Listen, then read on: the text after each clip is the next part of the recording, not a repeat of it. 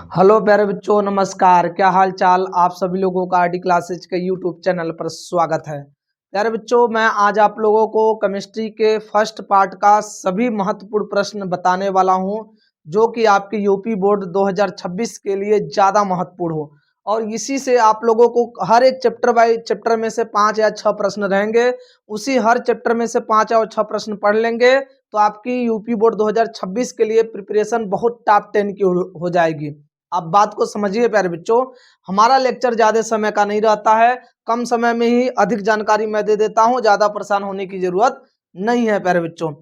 तो चलिए हम इसमें पहले शुरुआत करेंगे विलयन, फिर प्यारे बच्चों वैद्युत रसायन, फिर आपका रासायनिक बलगतकी, डी ब्लॉक, एफ ब्लॉक, उसके बाद उपसहयोगी यौगिक। उसके बाद ये प्यारे बच्चों हमारा जो चैप्टर है फर्स्ट पार्ट का, जो बुक का फर्स्ट पार्ट जो है वो समाप्त हो जाएगा। और इस लेक्चर को अपने दोस्तों में शेयर करना ना भूलें, क्योंकि हर चैप्टर से केवल 5 और 6 प्रश्न बताएंगे जो यूपी बोर्ड के लिए ज्यादा मजेदार हो। ठीक है, तो आप याद कीजिएगा। और इसी नए सेट पेपर से, नए डिजाइनों से इस बार पेपर बनेगा, तो आप ध्यान रखिएगा। जिस हिसाब से मैं बता रहा हूं उसी हिसाब से आपका पेपर भी बन जाएगा। चलिए ध्यान दीजिए।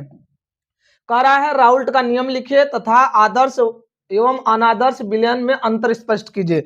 बहुत लोग इसको इतना ज्यादा फोकस नहीं करते होंगे आदर्श अनादर्श विलयन में अंतर स्पष्ट करने के लिए, तो मैं इस बार बता रहा हूं क्योंकि इस बार आने वाला है, इसलिए मैं बता रहा हूं।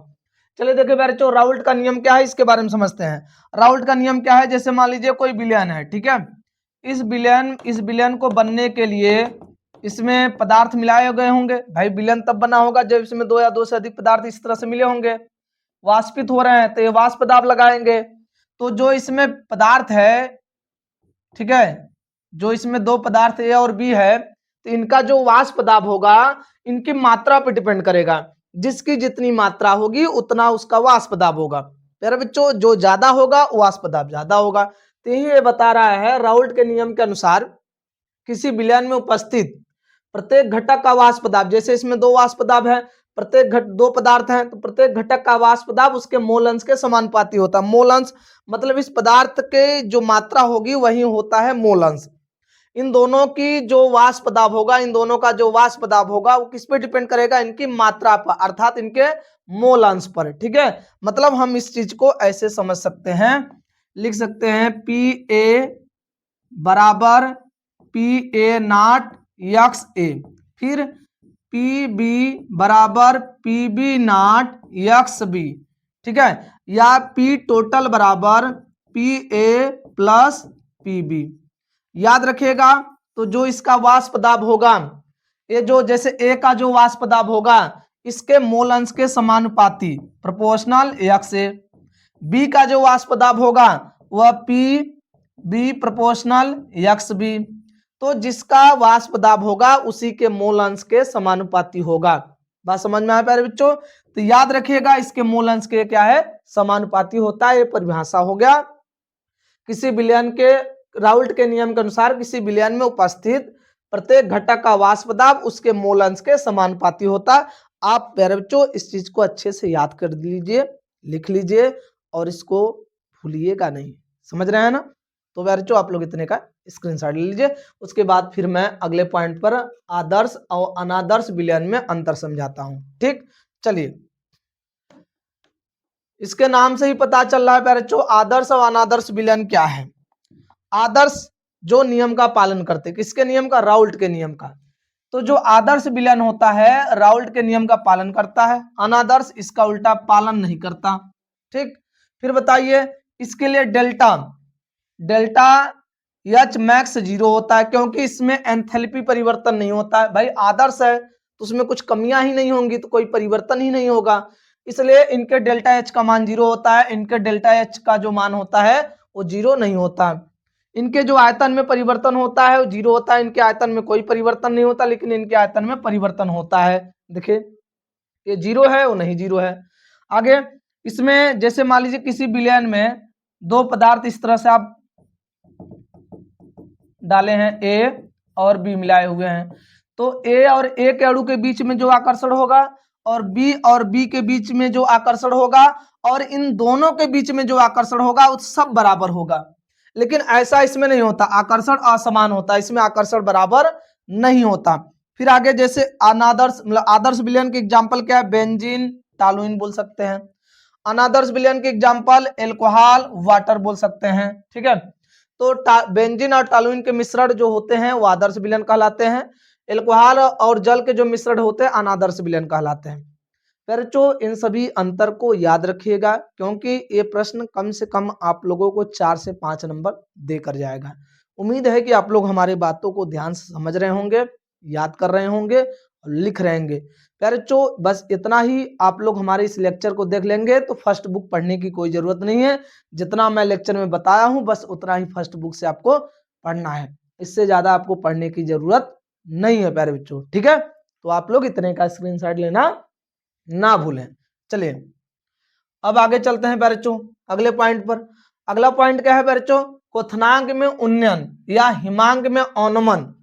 क्वथनांक में उन्नयन या हिमांक में औनमन सिद्धांत एवं व्यंजक सिद्ध कीजिए, अणुभार निर्धारण बताइए। तो पहले तो हमें क्वथनांक में उन्नयन और हिमांक में औनमन के बारे में बताना है, फिर इसके व्यंजक को सिद्ध करना है और इनके अणुभार के रूप में इसके सूत्र को लिखना है। ये बात है। चलिए पहली बात, पहला क्या है, हम बात करेंगे क्वथनांक में उन्नयन की। इसकी क्वथनांक में उन्नयन की। तो जब किसी शुद्ध विलायक में क्या करते हैं भाई, कोई जल है, आप किसी पात्र में जल को रखे हैं, जल उबल रहा है, यदि उसमें किसी नमक के कण को डाल देंगे, नमक ठोस अविलेय पदार्थ, ठोस वाष्पशील अवाष्पशील पदार्थ है बच्चों, नमक आपका ठोस अवाष्पशील पदार्थ है। जब उस उबलते हुए जल में यदि आप नमक के कण को डाल देंगे तो क्या होगा, नमक के कण को डालने पर तो जो जल का उबलना है, ठीक है, वो कम हो जाएगा। जब उबलना उसका कम हो जाएगा तो आप चाहते हैं कि फिर उसी स्पीड से उबलना प्रारंभ करें, तो वहां पर आप टेम्परेचर बढ़ाते हैं, आग को ज्यादा करते हैं, आग ज्यादा कर देंगे। भाई कोई भी द्रव होगा यदि उबल रहा है उसमें किसी चीज को डाल देंगे, अवाष्पशील विलेय कण को डालेंगे तो उबलना कम हो जाता है, फिर आप चाहते हैं कि उसी स्पीड से उबलना प्रारंभ करें तो उसमें आग आप ज्यादा कर देते हैं, टेम्परेचर बढ़ा देते हैं, फिर वो इसी स्पीड से उबलना प्रारंभ कर देता है। मतलब जैसे ही आप अवाष्पशील ठोस विलेय उसमें मिलाए हैं तो उसको उबलने के लिए आपने टेम्परेचर बढ़ाया, तो यही है क्वथनांक में उन्नयन। क्वथनांक का मतलब टेम्परेचर समझिए, और जितना ज्यादा टेम्परेचर होगा उबलना उतना ज्यादा होगा। तो क्या है, जब किसी शुद्ध विलायक में अवाष्पशील ठोस विलेय पदार्थ मिलाते हैं तो प्राप्त विलयन के वाष्प दाब में कमी हो जाती है। भाई जो प्राप्त विलयन है आपका, भाई जब हम किसी भी शुद्ध विलायक में अवाष्पशील ठोस विलेय पदार्थ मिला देंगे तो विलायक और विलेय मिल जाएगा तो विलयन बन जाएगा। तो उस विलयन का जो वाष्प बन रहा है, भाप जैसे किसी द्रव को उबाल रहे हैं ना, भाप ज्यादा बन रहा है, वाष्प ज्यादा बन रहा है, भाई सरल भाषा में हम लोग बोलते हैं भाप, भाप ज्यादा बन रहा है तो उसमें हम किसी चीनी के कण या नमक के कण डाल देते हैं तो भाप कम हो जाता है। फिर चाहते हैं कि उसी स्पीड से भाप बनना हो या उसी स्पीड से उबलना प्रारंभ करे तो टेम्परेचर क्या करना पड़ता है, बढ़ाना पड़ता है। टेम्परेचर इसलिए बढ़ाना पड़ रहा है क्योंकि वाष्प कम हो गया है। तो देखिए कम, जिसके कारण विलयन के वाष्प दाब में कमी हो जाती है, जिसके कारण क्वथनांक में वृद्धि हो जाती है, जिससे क्या कहते हैं, क्वथनांक में उन्नयन कहते हैं, जिससे क्वथनांक में उन्नयन कहते हैं। क्या आपको हमारी बात समझ में आ गई? तो आपसे कोई पूछ ले क्वथनांक में उन्नयन क्या है तो आप इस तरह से बोलेंगे, जैसे इसका परिभाषा है वैसे हूबहू इसका भी है, इसमें चिंता करने की जरूरत नहीं है। डेल्टा टीबी प्रोपोर्शनल यम। देखिए बच्चों तो लिखेंगे डेल्टा टीबी प्रोपोर्शनल कटता है तो बराबर आता है के, तो यहाँ के भी लिखेंगे इंटू यम। ठीक है, एक क्वथनांक में उन्नयन का फॉर्मूला हो गया। अणुभार के रूप में लिखना होगा तो डेल्टा टीबी बराबर के बी गुणे यम डब्लू बी, क्या लिखेंगे बच्चों, डब्लू बी गुणे 1000 बटे में एम बी गुणे डब्लू ए।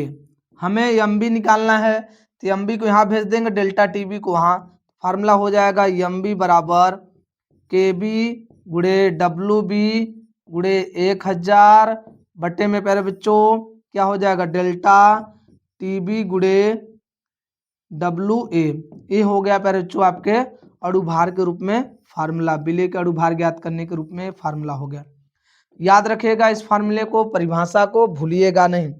इतना आप लिखेंगे इन दोनों को मिलाकर, या कोई एक पूछेगा तो कम से कम 2 से 3 नंबर पूछेगा, चाहे क्वथनांक में उन्नयन पूछेगा चाहे हिमांक में अवनमन। ठीक है, अब दोनों एक ही जैसे थे इसलिए मैं दोनों को साथ में समझा रहा हूं, आपको चिंता करने की जरूरत नहीं है प्यारे बच्चों। आगे देखिए, अब इसका परिभाषा आप बोल लिए है ना, तो अब इसका भी परिभाषा वैसे ही आंख मूंद कर बोलिए। जब किसी शुद्ध विलायक में अवाष्पशील ठोस विलेय पदार्थ मिलाते हैं तो प्राप्त विलयन के वाष्प दाब में कमी हो जाता है। हो गया काम।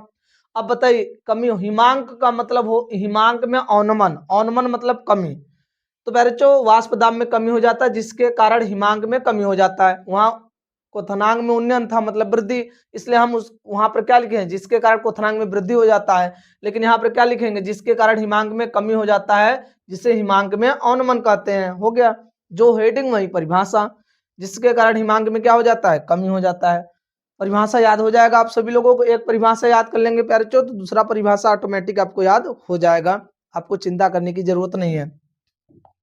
अब जैसे जैसे देखिए फार्मूला क्या है, डेल्टा टी एफ, जैसे यहाँ बी था बॉइलिंग पॉइंट, ये फ्रीजिंग पॉइंट है इसलिए एफ लिख रहे हैं, delta T F proportional M. अब बताइए डेल्टा टी एफ प्रोपोर्शनल कटता है तो बराबर और के आता है, तो बराबर के एम।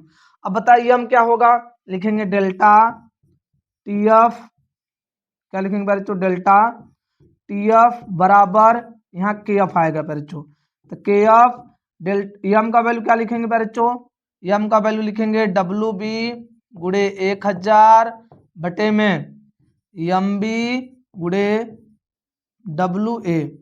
अब बताइए हमें एम बी के रूप में फार्मूला लिखना है, विलेय के अणुभार के रूप में फार्मूला लिखना है, तो कैसे लिखेंगे, एम बी बराबर यहाँ लिखेंगे के एफ गुड़े डब्ल्यू बी गुड़े 1000 बटे में यहाँ डेल्टा टी बी यहाँ भेज देंगे, delta T F into W A.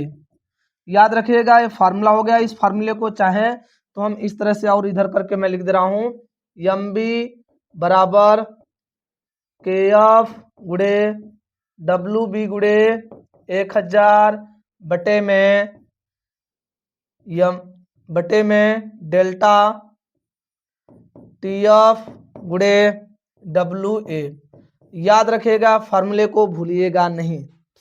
क्या आप लोगों को हमारी बात याद हो जाएगी, फार्मूला सहित किस तरह से फार्मूला आया है, कैसे डिराइव करना है, इस तरह से पूछ लेगा तो आप इस तरीके से याद रखेंगे। तो आपसे पूछ लेगा हिमांक में अवनमन किस पे डिपेंड करता है, किसके समानुपाती होता है, तो हिमांक में अवनमन विलयन के मोललता के समानुपाती होता है। किसके, विलयन के मोललता के समानुपाती होता है। ऑब्जेक्टिव में ये चीज पूछ सकता है, विलयन की मोललता भी दिया रहेगा, विलायक की भी मोललता दिया रहेगा, तो विलयन की मोललता। ठीक है, तो याद रखिएगा इस तरह से मैं आप लोगों को बता दिया हूं, इस चीज को याद करना ना भूलें। आपको उम्मीद है कि आप लोग पढ़ाई कर रहे होंगे और अच्छे से आप याद कर रहे होंगे। रीजन है बच्चों, छोटे छोटे चीज यदि आपको याद रहेंगे तो केमिस्ट्री में आपको अच्छा नंबर पाने से कोई रोक नहीं सकता, यदि आप इस लेक्चर को देख रहे होंगे तो। ठीक है, स्क्रीनशॉट ले लीजिए फटाफट। चलिए अगले पॉइंट पे चलते हैं प्यारे बच्चों। इसके अगले पॉइंट में क्या कह रहा है, वांट हाफ फैक्टर क्या है, असमान अणुभार के कारण समझाइए। वांट हाफ गुणांक भी बोल सकते हैं। ठीक है, तो क्या है, वास्तविक कणों की संख्या और सैद्धांतिक कणों की संख्या का अनुपात वांट हाफ फैक्टर कहलाता है या वांट हाफ गुणांक कहलाता है। तो कोई पूछ ले वांट हाफ गुणांक क्या है, तो बोल सकते हैं आई बराबर, वांट हाफ गुणांक को आई से दर्शाते हैं, वास्तविक कणों की संख्या, वास्तविक कणों की संख्या बटे में सैद्धांतिक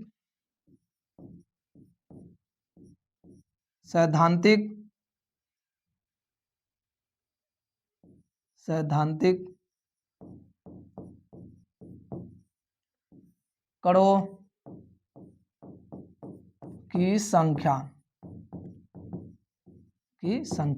ठीक है, यही होता है वांट हाफ गुणांक। अब क्या कह रहा है, कह रहा है कि असमान अणुभार के कारण बताइए। असमान अणुभार के कारण क्या है, इन सभी के बारे में हम बात करते हैं। पहले वान ठाप गुणांक पूछा था, वान ठाप गुणांक की परिभाषा। असमान अणुभार के कारण मैं बता रहा हूं, तो आप लोग इतने का स्क्रीनशॉट ले लीजिए, फिर मैं वान ठाप गुणांक के कारण बता रहा हूं, मतलब कि असमान अणुभार के कारण। चलिए, असमान अणुभार के कारण क्या है, छोटा सा कारण है प्यारे बच्चों। जैसे कारण यह है कि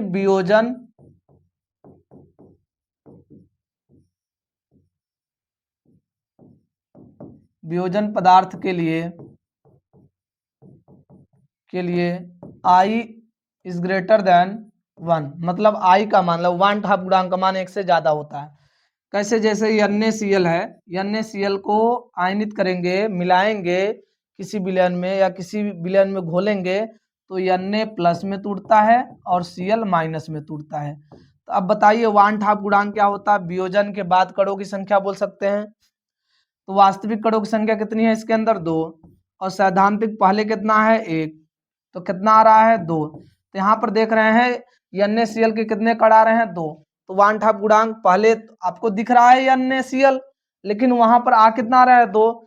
तो असमान अणुभार आएंगे कि नहीं आएंगे, आपको लग रहा है 1 लेकिन आ रहा है 2, तो फिर उसमें तो भिन्नता होगा ही होगा, असमानता होगा ही होगा। और क्या हो सकता है, पहला ये है। दूसरा कारण संगुणित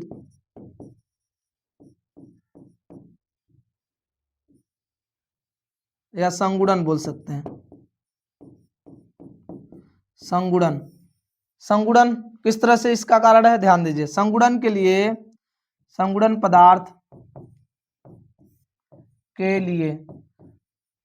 पदार्थ के लिए क्या होगा, I is less than 1, I का वैल्यू 1 से कम होता है। जैसे C6H5COOH बेंजोइक अम्ल, ये संगुणित होता है। क्या होता है, संगुणित कैसे होता है, C6H5COO का होल ट्वाइस, ऐसे हो जाता है। ठीक है, इस तरह से संगुणित हो जाता है। अब संगुणित हो जाएगा तो क्या होगा, संगुणित होने पर प्यारे बच्चों इसके 2 ऐसे कट कर सकते हैं, ए और इसको ऐसे कर दीजिए, संगुणित यहाँ पर 2 रहेंगे और यहाँ पर OH का होल ट्वाइस कर देंगे, C6H5CO का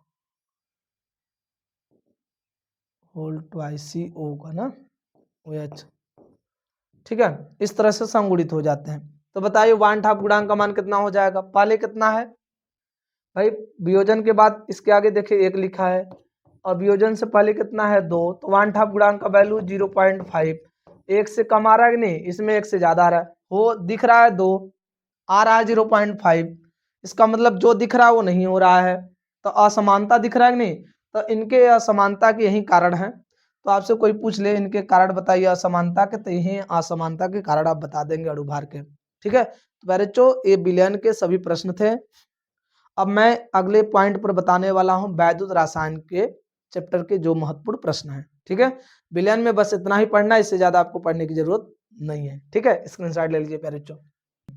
देखिए ये हमारा है वैद्युत रसायन चैप्टर का फर्स्ट पॉइंट, जो अक्सर यूपी बोर्ड में 5 नंबर के पूछे जाते हैं। इसमें क्या कह रहा है, डेनियल सेल का चित्र बनाकर संरचना एवं क्रियाविधि समझाइए। तो देखिए इस तरह से डेनियल सेल का चित्र बनाया गया है।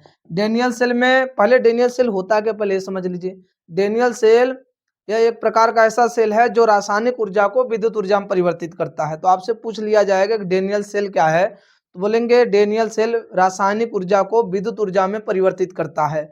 तो पहली तो बात यही लिखेंगे, पहली बात हम लोग यही लिखेंगे कि डेनियल सेल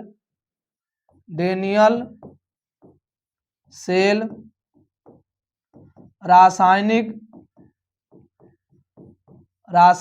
ऊर्जा को विद्युत ऊर्जा में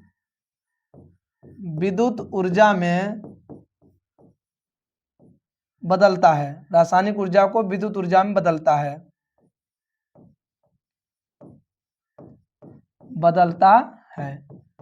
रासायनिक सेल क्या करता है भाई, डेनियल सेल क्या है, डेनियल सेल रासायनिक ऊर्जा को विद्युत ऊर्जा में बदलता है। पहली बात तो यह है। और इसमें क्या लिखना है, इसका संरचना तो बन गए, इसमें कितने पात्र हैं, इस तरह से 2 पात्र लेंगे यहाँ पर और यहाँ पर प्यारे बच्चों, और दोनों पात्र में हमें वही जिसका विलयन लेंगे उसी के धातु को उसमें डुबोएंगे। मान लीजिए इसमें जिंक SO4 लिए हैं, तो इसमें किसके धातु को डुबोएंगे, किसके छड़ को, जिंक के। यदि हम इसमें लिए हैं कॉपर के विलयन को CuSO4 को, तो इसमें किसके छड़ को डुबोएंगे, कॉपर के छड़ को इस तरह से डुबो देंगे प्यारे बच्चों। उसके बाद इनको इस तरह से वोल्टामीटर से जोड़ देंगे, विभव नापना होगा। और इन दोनों पात्रों को प्यारे बच्चों हम जोड़ते हैं लवण सेतु द्वारा। किसके द्वारा, लवण सेतु द्वारा। यदि हम लवण सेतु द्वारा इनको ना जोड़ेंगे तो ये जो वैद्युत धारा है उनको प्रवाहित नहीं होने देगा, अर्थात इलेक्ट्रॉनों को संतुलित नहीं होने देंगे, और ये दोनों विलयनों को जोड़ने का कार्य करते हैं। यदि कोई इलेक्ट्रॉन यहाँ से निकलेगा तो यहाँ से यदि इलेक्ट्रॉन ऐसे जाएगा तो यहाँ जाने के बाद फिर इलेक्ट्रॉन यहाँ नहीं आ पाएगा। इलेक्ट्रॉन पूरे परिपथ में नहीं घूम रहा है, जब इलेक्ट्रॉन पूरे परिपथ में घूमता है तभी उस परिपथ में करंट बहता है। यदि इलेक्ट्रॉन यहाँ से निकला यहीं तक गया तो परिपथ पूरा हुआ नहीं। परिपथ तब पूरा होगा जब इलेक्ट्रॉन जहां से जाए फिर वहीं आ जाए। तो प्यारे बच्चों यहाँ से इलेक्ट्रॉन जाएगा तो लवण सेतु क्या करता है, लवण सेतु से होते हुए इलेक्ट्रॉन यहाँ आ जाएगा। फिर इस तरह से इलेक्ट्रॉन पूरे परिपथ में से फ्लो होता रहेगा और परिपथ में करंट आपको दिखता रहेगा, परिपथ में करंट प्रवाहित हो रहा है। ठीक है, तो आपको बात समझ में आना चाहिए कि डैनियल सेल रासायनिक ऊर्जा को विद्युत ऊर्जा में परिवर्तित करता है। इसमें कितने पात्र होते हैं, 2 पात्र। इसमें कितने पात्र होते हैं, 2 पात्र होते हैं। ठीक है, तो प्यारे बच्चों सेकंड पॉइंट में लिख सकते हैं इसमें 2 पात्र होते हैं, मतलब 2 बर्तन होते हैं ऐसे बोल सकते हैं। तीसरे पॉइंट में जिस पात्र में जिस धातु का विलयन होता है उसी धातु के छड़ को डुबो देते हैं। क्या बोलेंगे, जैसे हम क्या बोलेंगे, इसमें पहले जिंक की बात करेंगे तो जो पात्र रहेगा जो पात्र रहेगा उसी के छड़ को, जो पात्र जिस पात्र में जिस विलयन जो विलयन रहेगा उसी धातु के छड़ को डुबोएंगे। तो हम क्या बोलेंगे, तीसरे पॉइंट में ध्यान दीजिएगा। तीसरे पॉइंट में आप लोगों को बोलना है प्यारे बच्चों, तीसरे पॉइंट में क्या लिखेंगे, जिंक के छड़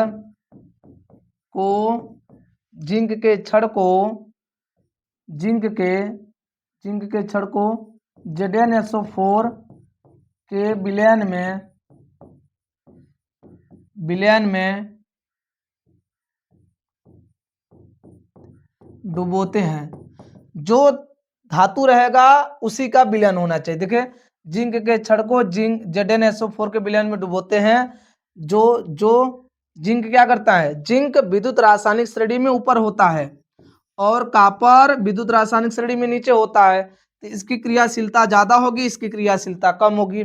मतलब इसके इलेक्ट्रॉन त्यागने की क्षमता ज्यादा होगी, इसके इलेक्ट्रॉन त्यागने की क्षमता कम होगी। तो क्या बोलेंगे, Zn के छड़ को ZnSO4 के विलयन में डुबोते हैं तो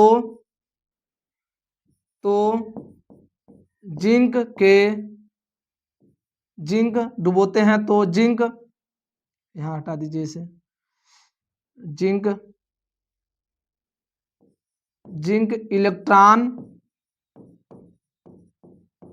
इलेक्ट्रॉन का त्याग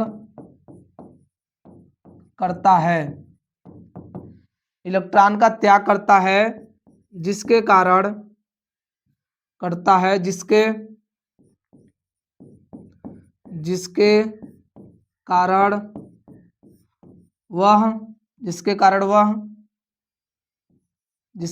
वह क्या करता है, जिसके कारण वह एनोड का कार्य करता है, एनोड का कार्य करता है।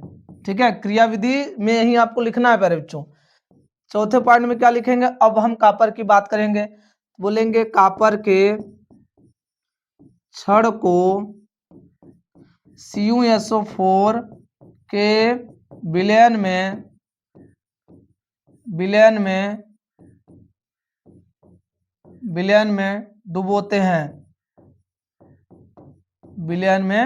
डुबोते हैं। ठीक है, अब बताए जब विलयन में डुबोएंगे तो क्या होगा, डुबोते हैं तो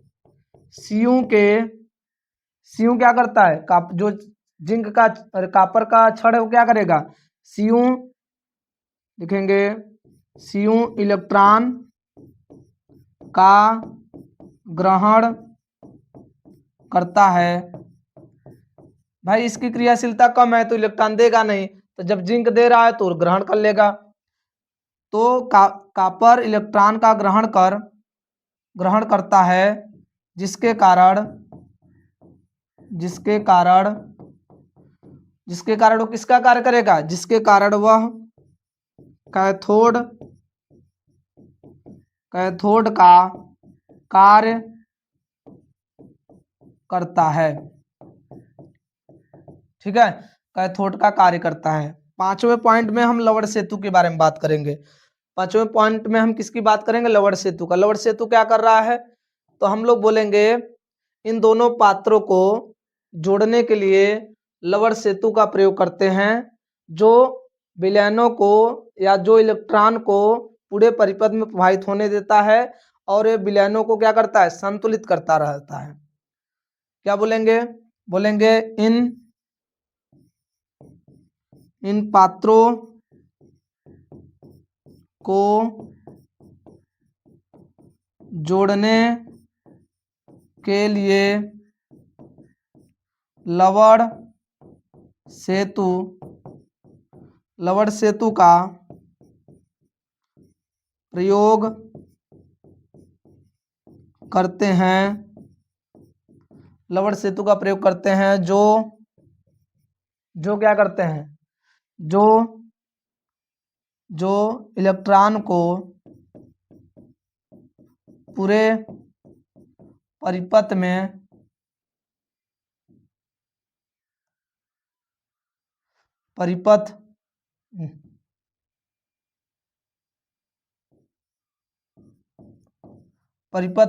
प्रवाहित होने देता है, जो इलेक्ट्रॉन को पूरे परिपथ में क्या होने देता है, प्रवाहित होने देता है, और ये विलयनों को क्या करते हैं, संतुलित करे रहते हैं। तो जो इलेक्ट्रॉन को पूरे परिपथ में अब इसके आगे मैं नेक्स्ट पेज पे लिखूंगा, आप लोग पहले इतने का स्क्रीनशॉट ले लीजिए। क्या आपको हमारी बात समझ में आ रही है? यदि आपको हमारी बात समझ में आ रही है तो इतने का स्क्रीनशॉट लेना ना भूलें। ठीक है, फटाक से स्क्रीनशॉट ले लीजिए। बोलेंगे जो पूरे परिपथ में प्रवाहित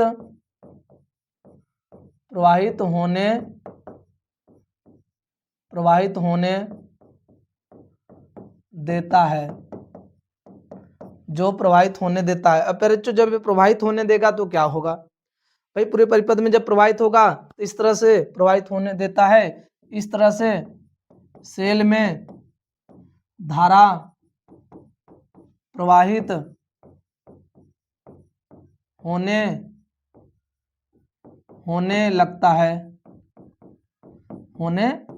लगता है। अब डेनियल सेल का और क्या, डेनियल सेल में क्या भरे होते हैं, KCl, ठीक है, NaCl। ऐसे डेनियल सेल में ऐसा पदार्थ भरा होता है जिसको आयनित करने पर चार्ज सेम दिखे, आयन सेम दिखे, जैसे KNO3। इस तरह से भरे होते हैं डेनियल सेल में, वैद्युत अपघट्य पदार्थ भरे होते हैं।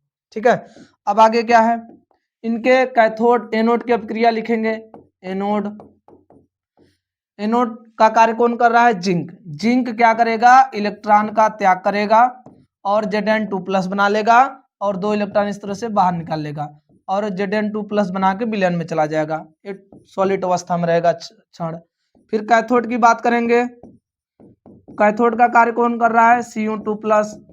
भाई जिंक क्या, कॉपर क्या करेगा, इलेक्ट्रॉन को ग्रहण कर लेगा और क्या बना लेगा, Cu। जो Cu SO4 का विलयन है, जब इसको हम वियोजित करेंगे तो Cu2+ और SO4 में टूट जाता है।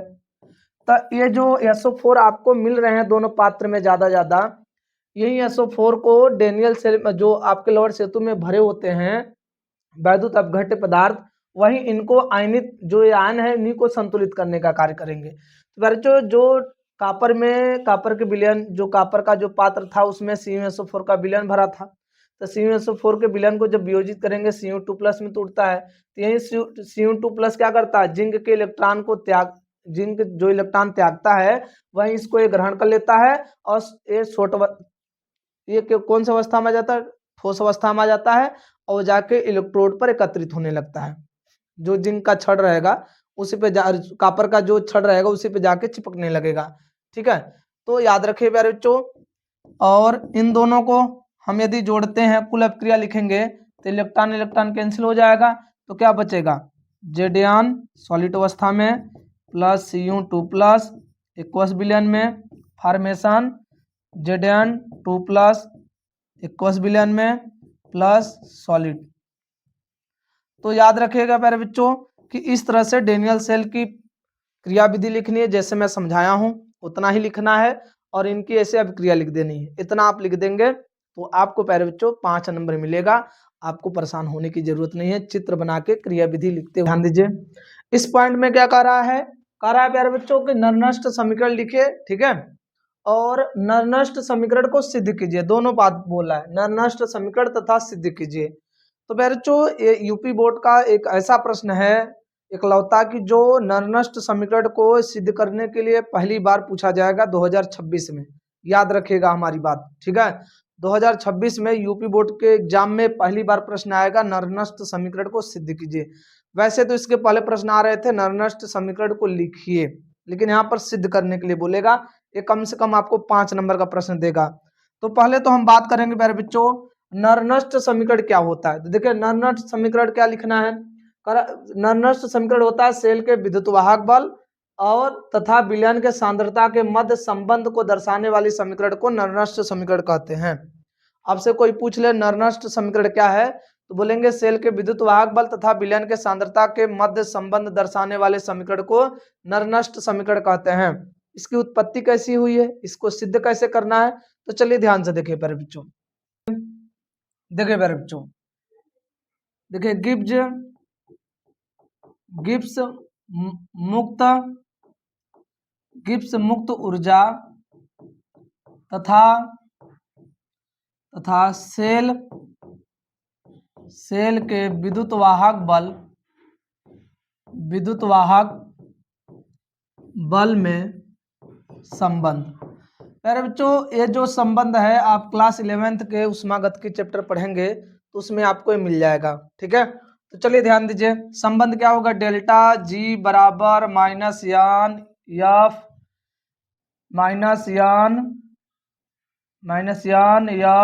ई। यदि हम यही मानक के रूप में लिख दें तो क्या होगा, मानक के रूप में लिखना होगा तो क्या हो जाएगा प्यारे बच्चों, डेल्टा जी नाट बराबर माइनस यान एफ ई नाट। ठीक है, ये सेल का विद्युत वाहक बल है, सेल का मानक विद्युत वाहक बल है। ये गिब्स मुक्त ऊर्जा है, मानक गिब्स मुक्त ऊर्जा है। ठीक है, और एक आता है बच्चों गिब्स, अगला जो समीकरण आएगा आपको मिलेगा गिब्स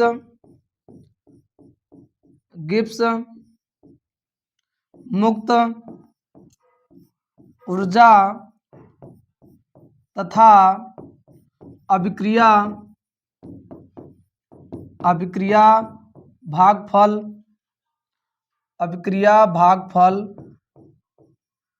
भागफल में संबंध क्या होगा, ध्यान दीजिए इसका संबंध प्यारे बच्चों, संबंध होगा डेल्टा जी बराबर डेल्टा जी नाट प्लस लाग, यहां पर हो जाएगा आर टी। ठीक है, आर टी लाग क्यू भागफल। अब याद रखें करना क्या है, इन समीकरण में इसको आप क्या कर सकते हैं, इसको समीकरण फर्स्ट इसे सेकंड कर लीजिए, इसे थर्ड कर लीजिए। आप क्या काम कीजिए, इन सभी का मान समीकरण 3 में रखिए। देखिए डेल्टा जी नाट दोनों का वैल्यू समीकरण 3 में ले जाके रख देना है और समझ लीजिए आपका ये डेरिवेशन कंफर्म हो जाएगा। यदि आप ऐसे कर लेंगे तो आपका डेरिवेशन क्लियर हो जाएगा, सिद्ध करना एकदम क्लियर हो जाएगा। ठीक है, ये सब चीजें थोड़ी बहुत 11 की चीज है, ये चीज आप लोग 12 में पढ़े होंगे, फिलहाल चिंता करने की जरूरत नहीं। तो आप लोग इतने का पहले स्क्रीनशॉट ले लीजिए, फिर मैं इन सभी का वैल्यू रख के हल करता हूँ। ठीक है, चलिए ध्यान दीजिए प्यारे बच्चों, उन दोनों का वैल्यू रखेंगे तो क्या होगा, लिखेंगे डेल्टा जी तथा डेल्टा जी नाट का मान समीकरण 3 में रखने पर सभी का वैल्यू रखिए प्यारे बच्चों, ले आकर कितना हो जाएगा, माइनस यान एफ ई बराबर माइनस यान एफ ई नॉट, याद कीजिए, plus R T log Q. प्यारे बच्चों अभी दोनों पक्षों में एन एफ से भाग दे दीजिए, ठीक है, दोनों पक्षों में आप माइनस एन एफ से भाग दे दीजिए, ठीक है। तो क्या लिखेंगे, माइनस एन एफ से दोनों पक्षों में भाग देने पर क्या होगा, भाग देने पर प्यारे बच्चों, यहाँ इसका भाग देंगे तो ई बचेगा, यहाँ पर भाग देंगे तो क्या हो जाएगा, ई नॉट बचेगा, यहाँ भाग देंगे तो माइनस है, देखिए प्लस है माइनस हो जाएगा, आर टी बटे में एन एफ log क्यू, ठीक है। अब देखिए प्यारे बच्चों इन सभी का यदि वैल्यू रख के हल करते हैं, जैसे आर का और प्यारे बच्चों आप यन जो होता है ये तो इलेक्ट्रॉनों की संख्या होती है अभिक्रिया में, आर टी एफ इन सभी के वैल्यू रख के हल करेंगे तो आपका माना जाएगा ई सेल नॉट माइनस 0.059 बटे में यन log क्यू। क्यू है अभिक्रिया का भागफल, क्यू क्या है, अभिक्रिया का भागफल। ये निकाला जाता है उत्पाद की सांद्रता बटे में उत्पाद की सांद्रता, अब पावर में कुछ भी हो सकता है, यक्स मान ले सकते हैं, फिर अभिकारक की सांद्रता पावर में वाई। तो याद रखिएगा इन सभी के वैल्यू को कैसे हम निकाल सकते हैं, क्यों, या ऑक्सीडेशन बटे में रिडक्शन लिख सकते हैं। और एक बात आपको और पता होना चाहिए प्यारे बच्चों, क्या पता होना चाहिए, ध्यान दीजिए, ये है नरनष्ट समीकरण, इसी को हम नरनष्ट समीकरण कहते हैं। यदि आप नरनष्ट समीकरण आपसे पूछेगा तो आप यही लिख दीजिएगा, ई आपका क्या होगा, सेल का विद्युत वाहक बल, सेल का विद्युत वाहक बल। और प्यारे बच्चों ई सेल नॉट क्या है, सेल का मानक विद्युत वाहक बल। और प्यारे बच्चों यन क्या है, प्यारे बच्चों, इलेक्ट्रॉनों की संख्या अभिक्रिया में भाग लेने वाले। और क्यू क्या है, भागफल बोल सकते हैं, ठीक है, अभिक्रिया का भागफल, ठीक है। तो इन सभी चीजों को याद रखेगा।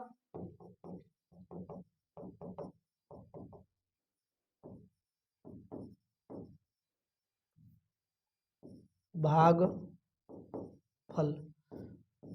ठीक है, इन सभी चीजों को याद रखना ना भूलें, इन सभी को एक एक करके याद रखिए। और परिभाषा सहित आपको मैं परिभाषा भी समझा दिया हूँ, नरनष्ट समीकरण कैसे सिद्ध होगा ये भी बता दिया, आपको चिंता करने की जरूरत नहीं है प्यारे बच्चों।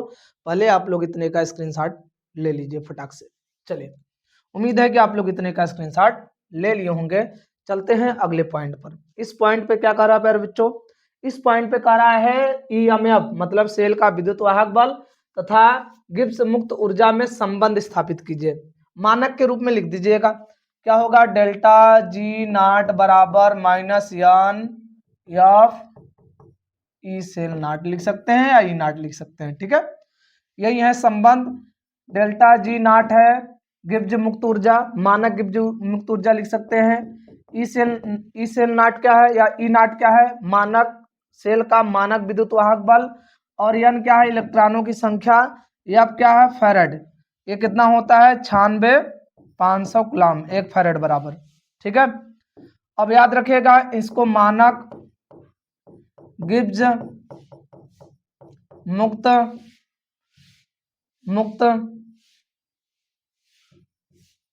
मुक्त ऊर्जा। और प्यारे बच्चों इसको क्या कहेंगे, सेल का विद्युत वाहक बल। और इसको क्या कहेंगे, इलेक्ट्रॉनों की संख्या। क्या हमारी बात आपको समझ में आ रही है, हमारी बात आपको समझ में आ रही है? तो प्यारे बच्चों एक एक करके अच्छे से रिपीट करें और मेहनत से पढ़ें, ठीक है। स्क्रीनशॉट ले लीजिए।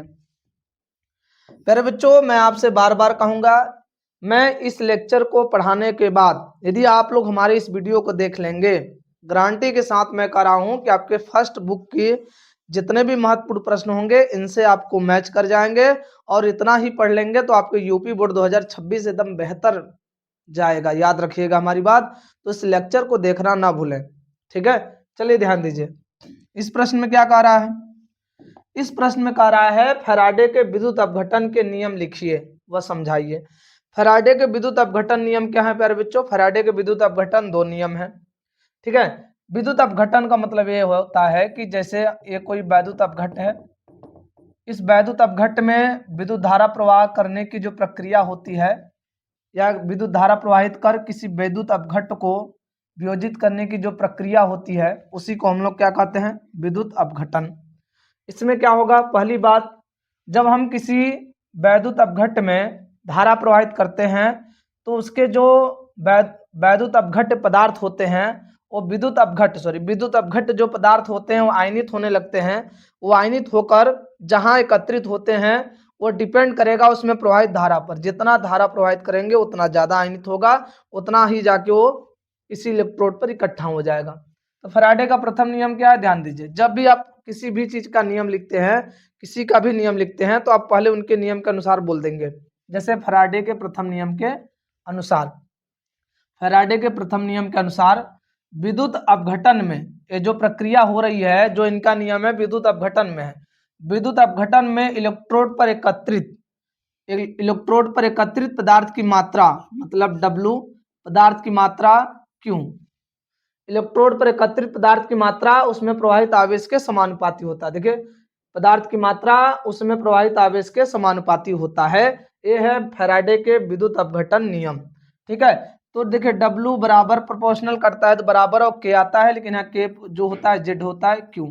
ठीक है, आप लिखना चाहें तो ZIT लिख सकते हैं, क्योंकि Q बराबर I इंटू टी होता है, क्योंकि I बराबर Q अपान टी होता है। ठीक है, तो याद रखिएगा W क्या है? इलेक्ट्रोड पर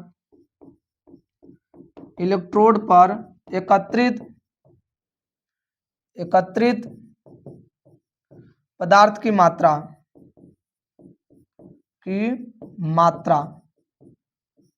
ठीक है, और Z क्या है? विद्युत रासायनिक तुल्यांक, विद्युत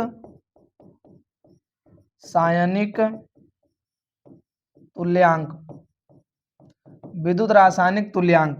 T क्या है? समय। T क्या है प्यारे बच्चों? समय। ठीक है, WZT याद रखिएगा। और I क्या है? विद्युत धारा। ठीक है, विद्युत धारा, ये I हो गया। अब क्या काम करेंगे प्यारे बच्चों? अब अगले पॉइंट पे, ये क्या है? द्वितीय नियम। फैराडे का द्वितीय नियम क्या कहना है? इनका कहना है कि मान लीजिए हम दो पात्र लेते हैं, इन दोनों पात्र में यदि हम धारा प्रवाहित कराते हैं इस वैद्युत अपघट में, देखे दो पात्र लिए हैं, दोनों में अलग अलग वैद्युत अपघट हैं। मान लीजिए इसमें CuSO4 है। ठीक है, तो इसमें हम कोई और अन्य वैद्युत अपघट ले रहे हैं, तो दोनों वैद्युत अपघट अलग अलग हैं, लेकिन दोनों में धारा जो होगा समान प्रवाहित किया जाएगा, दोनों में धारा समान प्रवाहित किया जाएगा। ठीक है, ZnSO4, इसमें भी धारा, इसमें भी धारा, दोनों में धारा सेम रहेगा, लेकिन वैद्युत अपघट जो है वो अलग अलग है। तो क्या किया जाएगा द्वितीय नियम में? बोलेंगे फैराडे के द्वितीय नियम के अनुसार भिन्न भिन्न वैद्युत अपघट भिन्न भिन्न विलयन में, बोल सकते हैं भिन्न भिन्न विलयन में समान विद्युत धारा प्रवाहित करने पर, भिन्न भिन्न दोनों विलयन अलग अलग हैं, एक CuSO4 है, एक ZnSO4 है, भिन्न भिन्न विलयन में समान धारा प्रवाहित करने पर उसके इलेक्ट्रोडों पर एकत्रित जो पदार्थ की मात्रा होती है मतलब W, उसके रासायनिक या उसके तुल्यांकी भार E उसके तुल्यांकी भार के समानुपाती होता है। जैसे इसके लिए लिखेंगे तो W प्रोपोर्शनल E1, इसके लिए लिखेंगे तो W प्रोपोर्शनल E2। ठीक है, तो W प्रोपोर्शनल कटेगा तो बराबर K E1, यहाँ पर हो जाएगा W2 बराबर K E2। इन दोनों का भाग दे देंगे तो क्या दिखेगा आपको? W1 बटे में W2 बराबर E1 बटे में E2। तो आप बोल सकते हैं विद्युत रासायनिक तुल्यांक के भी समानुपाती होगा। यदि आप यहाँ पर इस समीकरण को W को यहाँ पर ये W का वैल्यू यदि रखते हैं तो विद्युत रासायनिक तुल्यांक के भी समानुपाती होगा। आपको ज्यादा कुछ लिखने की जरूरत नहीं है, केवल हमें समझाना था, इसलिए मैंने चित्र बना के समझाया है। आप लोग पेपर में सिंपल में परिभाषा लिखेंगे, ऐसे फार्मूला लिख देंगे, इसका भी परिभाषा लिखेंगे, ऐसे फार्मूला लिख देंगे, और इससे ज्यादा आपको कुछ करने की जरूरत नहीं है प्यारे बच्चों। समझ रहे हैं हमारी बात को? तो आप लोग इतने का स्क्रीनशॉट लेना ना भूलें, इतने का फटाफट स्क्रीनशॉट ले लीजिए, ठीक है। चलिए अब अगले पॉइंट पे चलते हैं प्यारे बच्चों। इस पॉइंट में आपसे क्या कह रहा है, देखिए इस पॉइंट में हमसे कह रहा है कि बताइए विशिष्ट चालकता, मोलर चालकता तथा क्लोराउस के नियम समझाइए। तीनों पॉइंट पूछ रहा है। तो पहले हम विशिष्ट चालकता की बात करते हैं। कप्पा बराबर 1/रो, कप्पा बराबर 1/रो। रो क्या है? विशिष्ट प्रतिरोध। देखिए किसी विलयन के विशिष्ट प्रतिरोध के व्युत्क्रम को, व्युत्क्रम होना चाहिए यहाँ पर, व्युत्क्रम, व्युत्क्रम को विशिष्ट चालकता कहते हैं। कोई विशिष्ट चालकता पूछ लेगा, कप्पा बराबर 1/रो बता दीजिएगा। परिभाषा क्या बोलेंगे? किसी विलयन के विशिष्ट प्रतिरोध के व्युत्क्रम को विशिष्ट चालकता कहते हैं। कप्पा बराबर 1/रो, ये फार्मूला हो गया। कप्पा जो होता है विशिष्ट, विशिष्ट चालकता होता है, ठीक है। और बच्चों रो क्या होता है? विशिष्ट, विशिष्ट प्रतिरोध होता है, ठीक है, विशिष्ट प्रतिरोध। और बच्चों मोलर चालकता क्या होगा? लैम्डा एम बराबर कप्पा गुणे 1000 बटे में यम। तो लैम्डा एम बराबर कप्पा गुणे 1000 बटे में यम क्या होगा? किसी विलयन के कितना लीटर, 1 लीटर आयतन में उपस्थित 1 मोल, कितने मोल? 1 मोल विद्युत अपघट्ट की, 1 मोल विद्युत अपघट्ट, विद्युत अपघट्ट, विद्युत अपघट्ट की चालकता को मोलर चालकता कहते हैं। क्या बोला जाए? किसी विलयन के 1 लीटर में किसी विलयन के 1 लीटर आयतन में उपस्थित 1 मोल विद्युत अपघट्ट की चालकता को मोलर चालकता कहते हैं, ठीक है। ये इसकी परिभाषा हो गया, इसका फार्मूला हो गया। जहां याद रखे लैम्डा एम क्या हो जाएगा? मोलर चालकता, मोलर चालकता, चालकता। और प्यारे बच्चों कप्पा क्या हो जाएगा? कप्पा आपका हो जाएगा विशिष्ट, विशिष्ट चालकता। कप्पा क्या होगा? विशिष्ट चालकता, ठीक है। और प्यारे बच्चों यम क्या होगा? मोलरता, मोलरता सांद्रता बोल सकते हैं, ठीक है। इसका परिभाषा दोनों का हो गया प्यारे बच्चों। अब क्लोराउस के नियम को मैं समझाता हूं, पहले आप लोग इतने का स्क्रीनशॉट ले लीजिए। चलिए क्लोराउस के नियम क्या है इसको समझते हैं।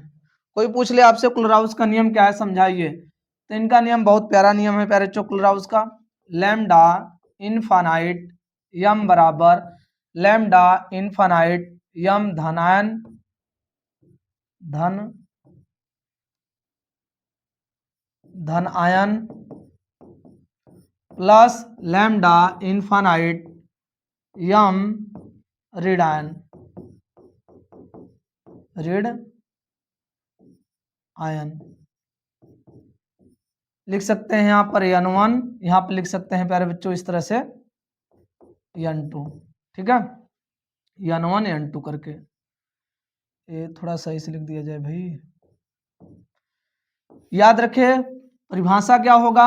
ये जो है अनंतता, इनफाइनाइट, अनंतता का मतलब होता है यदि हम किसी विलयन में मतलब विलायक की मात्रा, मतलब जल की मात्रा ज्यादा मिला देते हैं तो विलयन तनु हो जाता है, इसीलिए हम लोग अनंतता बोलते हैं। क्लोराउस का नियम अनंतता के लिए ही लागू होता है। तो क्या बोलेंगे? क्लोराउस के नियम के अनुसार, क्लोराउस के नियम के अनुसार अनंतता पर किसी विलयन की मोलर चालकता, इसको बोलेंगे किसी विलयन की मोलर चालकता उसके धनायन तथा ऋणायन, देखिए उसके धनायन तथा ऋणायन के मोलर चालकताओं के योगफल के बराबर होता है। उसके धनायन तथा ऋण आयन, धन आयन लिख दीजिएगा यहाँ पर, धन आयन, धन आयन उसके धनायन तथा ऋणायन के मोलर चालकताओं के योगफल के बराबर होता है कुलराउस का नियम। तो आपसे कुलराउस का नियम पूछ लिया जाएगा, तो इस नियम को याद करना ना भूलें। n1 n2 क्या है? n1 है धनायन की संख्या, n2 क्या है? ऋणायन की संख्या। ठीक है, तो आप एक एक करके इसको परिभाषा याद कीजिए और प्यारे बच्चों इन फार्मूले को भी थोड़ा बहुत याद कीजिए। अब देखिए आपका ये जो है वैद्युत रसायन, ये चैप्टर खत्म हो चुका है। फिर मैं आप लोगों को अगले लेक्चर पे बता रहा हूँ रासायनिक बलगतकी में कौन से महत्वपूर्ण चैप्टर हैं। ऐसे chapter by chapter, her chapter से कम 4-5 प्रश्न बनेंगे, जो यूपी बोर्ड में आपको 2026 में यदि आप देंगे तो आपको वो सब दिखेगा जो मैं यहाँ पर पढ़ाया हूँ। याद कीजिए, लिखिए, बार बार प्रैक्टिस कीजिए, फर्स्ट बुक से बस इतना ही पढ़िए। ठीक है, आप लोग इतने का स्क्रीनशॉट ले लीजिए प्यारे बच्चों। पे आपसे पूछ लेगा, देखिए ये रासायनिक बलगतकी का पहला प्रश्न है जो यूपी बोर्ड 2026 में अधिकतर पूछे जाते हैं। ठीक है, इस प्रश्न में क्या कह रहा है? अभिक्रिया की कोटि एवं आणविकता में अंतर लिखिए। तो देखिए अभिक्रिया की कोटि और आणविकता में अंतर क्या है? पहले हम आणविकता फिर अभिक्रिया की कोटि। आणविकता क्या होता है? आणविकता प्यारे बच्चों एक क्रिया विधि पर आधारित मान है या सैद्धांतिक मान है। देखिए यह एक सैद्धांतिक मान है, मतलब क्रिया विधि पर आधारित मान है। लेकिन जो कोटि होता है वो प्रयोगात्मक मान होता है। ठीक है, प्रायोगिक मान है या प्रयोगात्मक मान है। ठीक है, आगे यह सदैव पूर्ण संख्या में होती है, लेकिन यह भिन्नात्मक संख्या में हो सकती है। ये केवल पूर्ण संख्या के अलावा और कुछ नहीं हो सकती, लेकिन ये भिन्नात्मक संख्या में हो सकती है। आगे ये कभी शून्य नहीं होता, लेकिन ये शून्य हो सकती है। कौन? कोटि।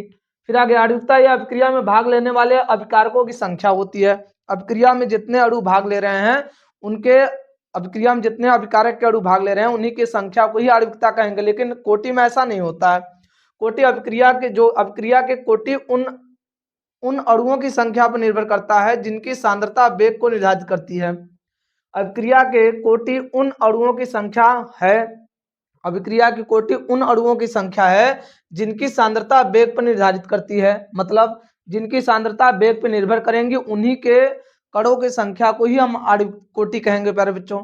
तो कोटि और आणविकता में प्यारा सा अंतर है। आप इन चीजों को याद कीजिए, लिख लीजिए, क्योंकि कम से कम 3 नंबर का बोर्ड में आता है प्यारे बच्चों। ठीक है, ये 3 नंबर का प्रश्न आपको मिलेगा। तो आप सोचिए यदि एक याद कर लेंगे तो दूसरा जस्ट उल्टा कर देंगे, काम हो जाएगा, चिंता करने की कोई जरूरत नहीं है। तो देखिए कितना प्यारा प्रश्न है, कितना आसान प्रश्न है। जो कोटि होगा वो आणविकता नहीं होगा, जो आणविकता होगा वो कोटि नहीं होगा। एक याद करेंगे दूसरा ऑटोमेटिक याद हो जाएगा। ठीक है, तो आप लोग प्यारे बच्चों इतने का स्क्रीनशॉट लेना ना भूलें। फिर उसके बाद मैं आगे रासायनिक बलगतकी के अगले प्रश्न पे चलते हैं।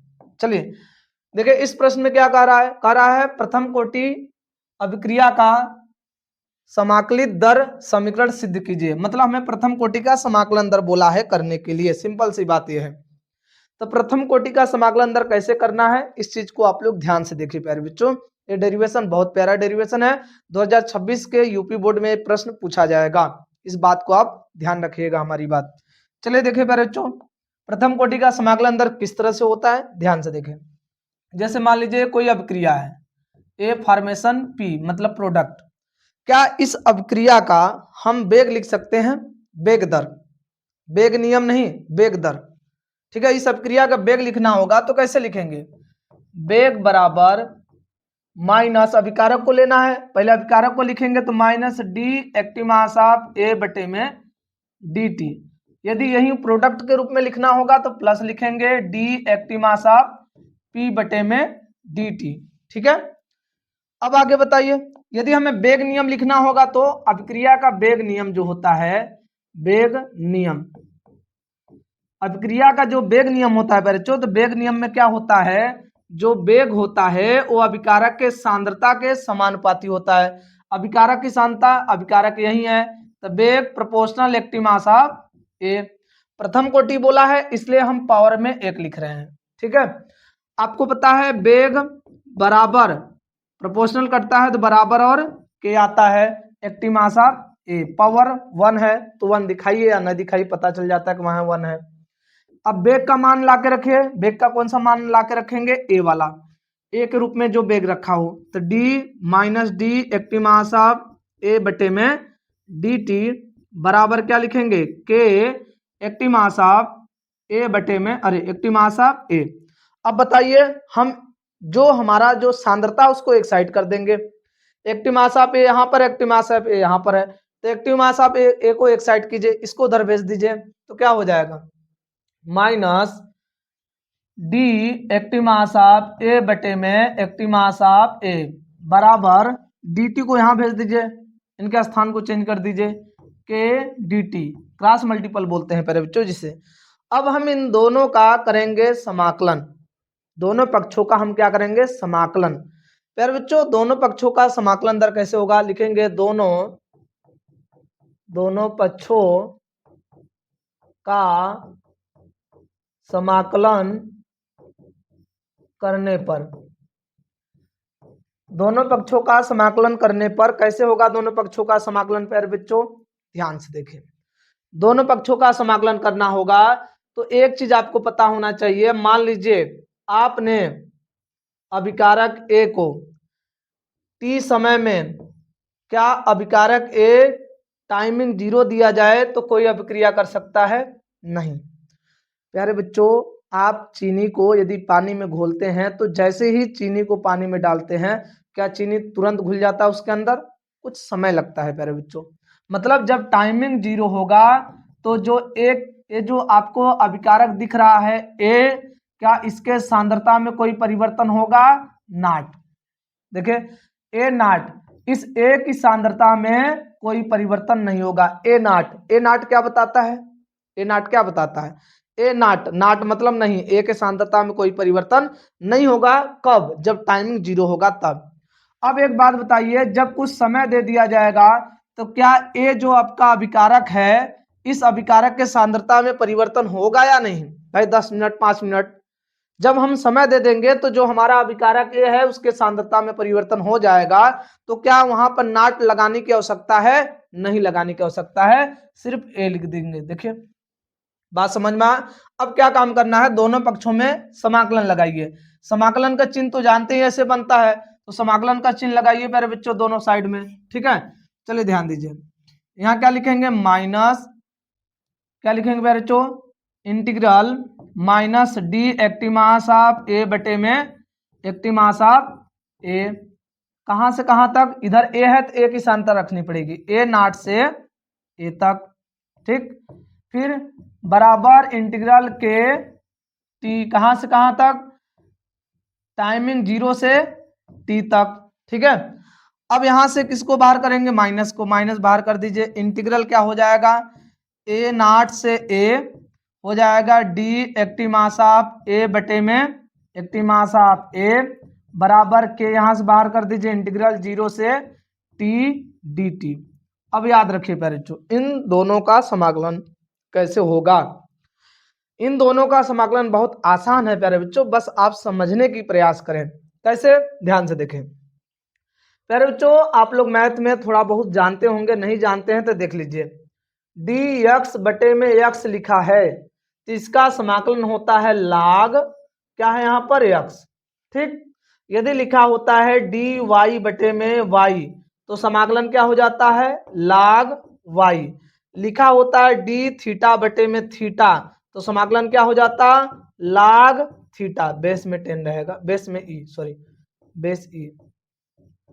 समझ में हमारी बात, तो क्या इसका समाकलन आप कर सकते हैं, समझ गए होंगे आप लोग प्यारे बच्चों, उम्मीद है कि आप लोग इसका समाकलन समझ गए होंगे। जब इसका समाकलन समझ गए होंगे तो क्या होगा इसका समाकलन, प्यारे बच्चों ऐसे कोष्टक में लिखेंगे, बड़े कोष्टक में, लाग क्या होगा बताइए, active mass of A, active mass of A क्या होगा प्यारे बच्चों, लाग एक्टिव मास ऑफ ए, कहां से कहां तक, ए नाट से ए तक, ठीक है, बेस ई रहेगा, यहाँ माइनस है। फिर बराबर इसका समाकलन बताइए प्यारे बच्चों, कभी भी इस तरह से समाकलन दिख जाए तो आप क्या बताएंगे, प्यारे बच्चों इस इंटीग्रल और डी के बीच में कुछ दिख रहा है नहीं, तो इसका समाकलन डी के पीछे का, डी के पीछे एक्स है। यहाँ पर बताइए इंटीग्रल और डी के बीच में कुछ दिख रहा है नहीं, तो इसका समाकलन डी के पीछे का मतलब वाई। तो प्यारे बच्चों आप समझ गए होंगे इसका समाकलन क्या होने वाला है। तो प्यारे बच्चों के बड़े कोष्टक में इसका समाकलन क्या लिखेंगे बताइए, इसका समाकलन डी के पीछे है टी, 0 से कहां तक, t तक। अब लिमिट रखिए सभी लोग प्यारे बच्चों, लिमिट रखना प्रयास कीजिए। चलिए लिमिट रखिएगा। आप पहले इस अपर लिमिट रखेंगे, इस a के स्थान पे पहले ऊपर वाला लिमिट रखेंगे। ऊपर क्या है, a है, तो माइनस हो जाएगा log active mass of a हो जाएगा। थोड़ा सा अच्छे से लिख दीजिए, एक्टिव मास ऑफ a। फिर क्या रखेंगे मेरे बच्चों, भाई जब लिमिट रखते हैं तो पहला अपर लिमिट, फिर माइनस लगाएंगे प्यारे बच्चों, फिर लोअर लिमिट, नीचे वाला लिमिट। नीचे क्या है, active mass of A not है, एक्टिव मास ऑफ क्या है, ए नॉट है। ठीक है, कोष्टक बंद कर दीजिए। फिर यहाँ पर के बराबर के, इसका समाकलन, लिमिट कैसे रखेंगे, पहले अपर लिमिट, इसका स्थान पे पहले ऊपर क्या है टी, फिर माइनस लगाइए, इसके स्थान पे क्या रखेंगे, नीचे क्या है, नीचे क्या है बच्चों, यहाँ पर ध्यान से देखिए अच्छे से, नीचे है 0, तो हो जाएगा 0। बताइए इस माइनस का अंदर गुणा करेंगे तो क्या होगा, माइनस का अंदर गुणा करने पर क्या हो जाएगा, minus log active mass of A बेसी minus minus plus log active mass of A not बेसी बराबर क्या हो जाएगा प्यारे बच्चों, यहां पर बचेगा k इंटू टी। अब प्यारे बच्चों आप लोग फार्मूला एक पढ़े होंगे, इसको आगे पीछे कर सकते हैं, log active mass of A not minus log active mass of A बेसी बराबर के टी। प्यारे बच्चों यदि आप यहां तक भी समाकलन कर देते हैं प्रथम कोटि का तो भी आपको नंबर पूरा पूरा मिलेगा, चिंता करने की जरूरत नहीं है। लेकिन प्यारे बच्चों आप चाहते हैं इसको और आगे बढ़ाना तो आप एक फार्मूला पढ़े होंगे, log m minus log n बराबर log m अपान n।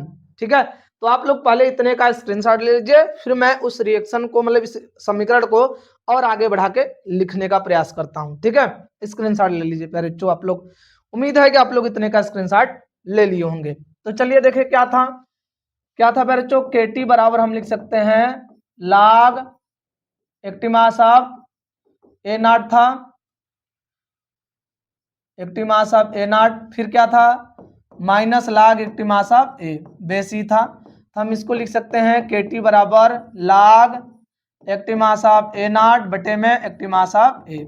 अब बताइए बेस ई, log को यदि आप चेंज करना चाहते हैं बेस 10 में, तो log बेस ई को log बेस 10 में चेंज करना चाहेंगे तो log बेस 10 में मान इतना रखेंगे log बेस ई के स्थान पर। तो प्यारे बच्चों के टी बराबर हो जाएगा 2.303 log बेस में 10 हो जाएगा active mass of A not, ठीक है, बटे में एक्टिव मास ऑफ ए। चाहे तो टी को उधर भेज दीजिए, समीकरण 2.303 बटे में टी log क्या हो जाएगा active mass of A not बटे में active mass of A base 10 हो जाएगा।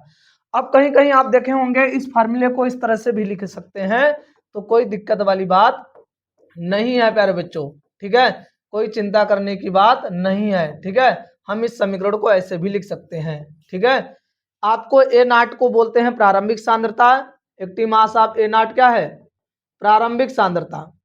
Active mass of A not को हम लोग क्या बोलते हैं, प्रारंभिक सांद्रता, प्रारंभिक सांद्रता। ठीक है, और प्यारे बच्चों एक्टिव मास ऑफ ए को क्या बोलते हैं, बची हुई सांद्रता, बची हुई सांद्रता या अपघटित सांद्रता भी बोलते हैं, सांद्रता। ठीक है, और टी क्या है, समय, टी क्या है प्यारे बच्चों, समय है। ठीक है, के क्या है, अभिक्रिया का वेग स्थिरांक, प्रथम कोटि का वेग स्थिरांक बोल सकते हैं या वेग स्थिरांक, वेग स्थिरांक। तो प्यारे बच्चों क्या आप लोगों को प्रथम कोटि का समाकलन दर याद हो जाएगा, अच्छे से याद कर लीजिए, यूपी बोर्ड 2026 में प्रश्न इस बार जरूर आएगा, ये बात हमारा लिख के रख लीजिए। ठीक है, इस बात को इग्नोर मत कीजिए। ठीक, फटाफट स्क्रीनशॉट ले लीजिए प्यारे बच्चों। चलिए, उम्मीद है कि आप लोग इतने का स्क्रीनशॉट ले लिए होंगे। चलिए अगले पॉइंट पे चलते हैं। अगले पॉइंट पे क्या कह रहा है भाई, ये क्या हो गया भाई, हम्म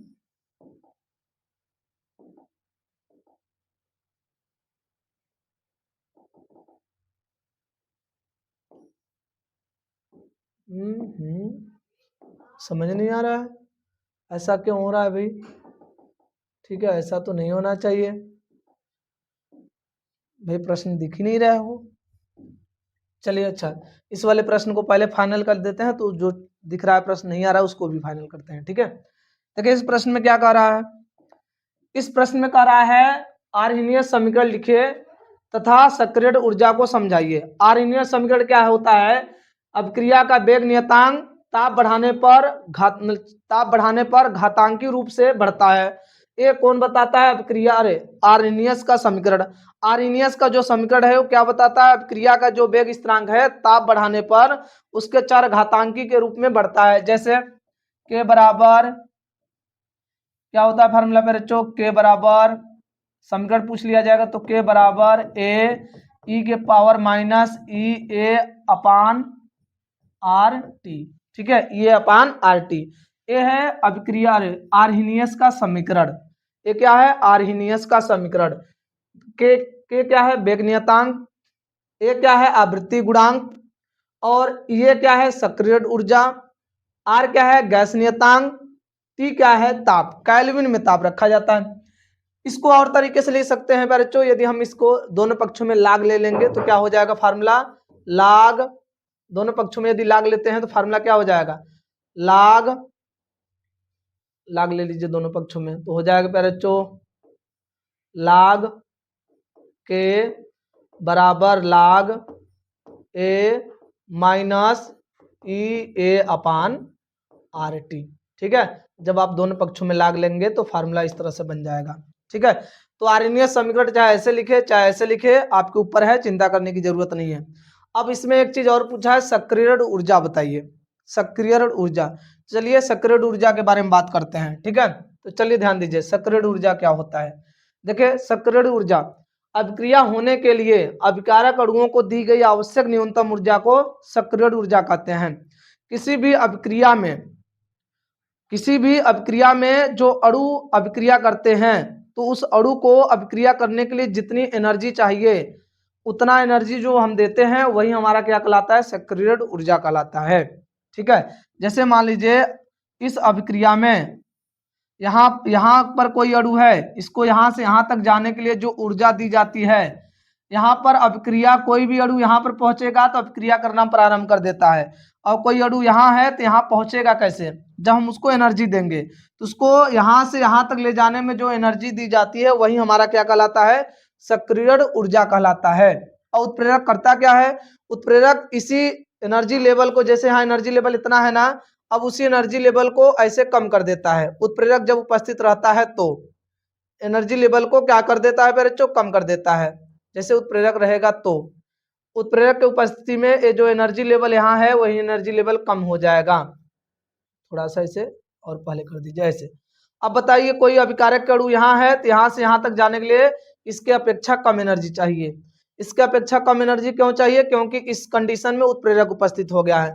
तो याद रखिए उत्प्रेरक की उपस्थिति में क्या होता है, सक्रिय ऊर्जा का मान कम हो जाता है। तो किसी अभिक्रिया को होने के लिए अभिकारक के अणुओं को दी गई आवश्यक न्यूनतम ऊर्जा को क्या कहते हैं, सक्रिय ऊर्जा कहते हैं। तो अभिक्रिया यहाँ से यहाँ तक जाएगा तभी अभिक्रिया होगा।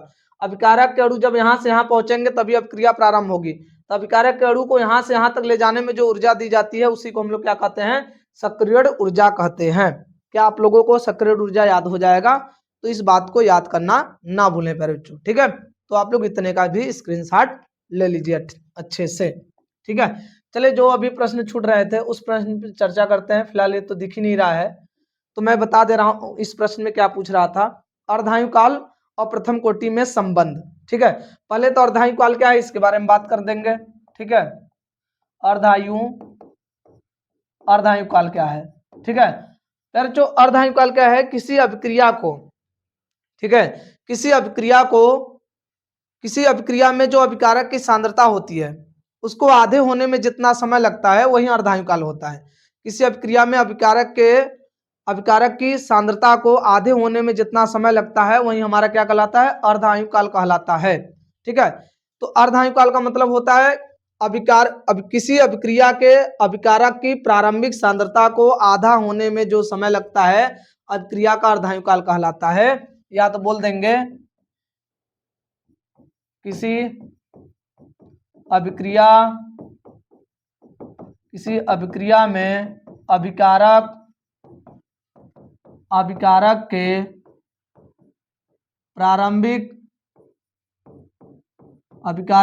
प्रारंभिक सांद्रता को, किसी अभिक्रिया में अभिकारक के प्रारंभिक सांद्रता को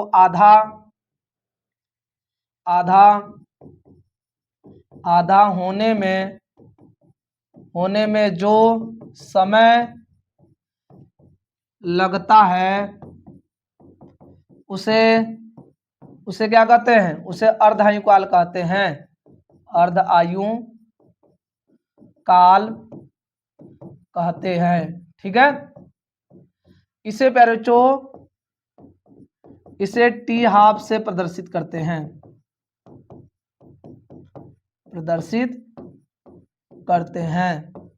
किससे पैरेचो? टी हाफ से। ठीक है, एक बात और ध्यान दीजिएगा, प्रथम कोटि में संबंध पूछ लेगा अर्धायु काल और प्रथम कोटि में संबंध क्या है, तो कैसे करेंगे? तो आप ध्यान से देखिए। पहले हम बात करेंगे प्रथम कोटि, अर्धायु काल की बात कर लें पहले।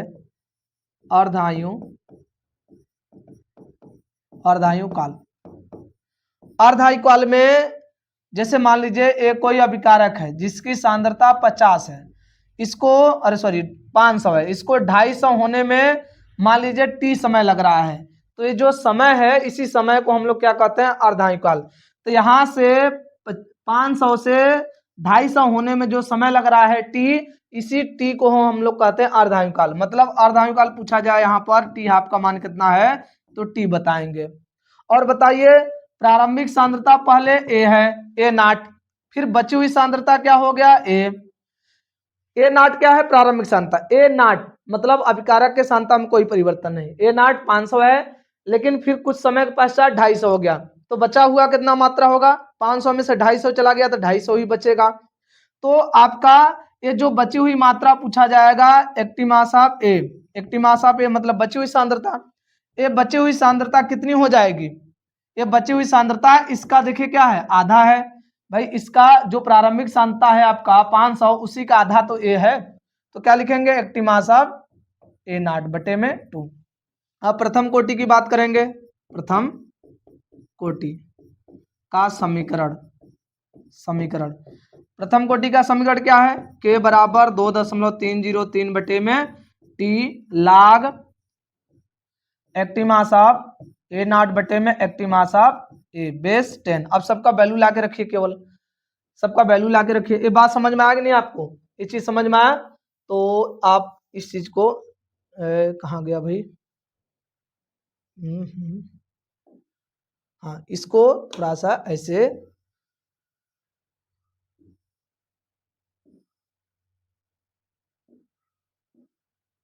छोड़िए, इसको जाने दीजिए। ठीक है, इसको मिटा ही देते हैं।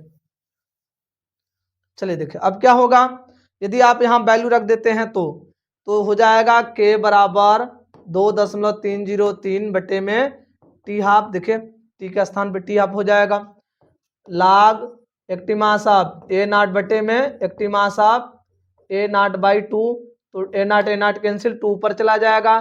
के बराबर 2.303 बटे में टी हाफ लाग 2 हो जाएगा। यार बच्चों लाग 2 का मान होता है 0.3010।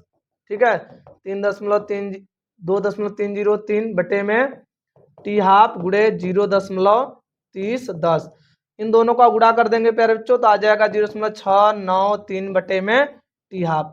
तो आप ध्यान दीजिएगा, इसमें जो टी हाफ है वो अभिकारक के प्रारंभिक सांद्रता पर निर्भर नहीं करता। मतलब active mass of A small A power 0 या T half proportional active mass of A not power 0। ठीक है, याद रखिएगा अभिकारक के प्रारंभिक सांद्रता को ए नॉट से भी दर्शाते हैं, स्मॉल ए से भी दर्शाते हैं। तो प्रथम कोटि का अर्धायु काल में यदि संबंध होगा तो प्रथम कोटि का अर्धायु काल में संबंध इस तरह से होगा, लेकिन प्रथम कोटि का जो अर्धायु काल आएगा वो अभिकारक के प्रारंभिक सांद्रता पर निर्भर नहीं करेगा। इस बात को ध्यान रखिएगा। तो आप लोग इतने का स्क्रीनशॉट लेना ना भूले, फटाफट इतने का स्क्रीनशॉट ले लीजिए प्यारे बच्चों। ठीक है, चलिए क्या आप लोगों को इतना क्लियर हो गया है? अब ये जो हेडिंग है प्यारे बच्चों, ये आपका चैप्टर आ गया है डी ब्लॉक तथा या ब्लॉक के तत्व। तो अब हमें समझना है बच्चों कि डी तथा एफ ब्लॉक के तत्वों में हमें क्या पढ़ाई करनी पड़ेगी। ठीक है, तो चलिए बच्चों ध्यान समझते हैं डी और एफ ब्लॉक के तत्वों में हमें क्या पढ़ना है। तो पहले तो आपसे पूछ लिया जाएगा संक्रमण तत्व किसे कहते हैं, इनके सामान्य गुण लिखिए। ऐसे पेपर में आ जाएगा 3 नंबर का।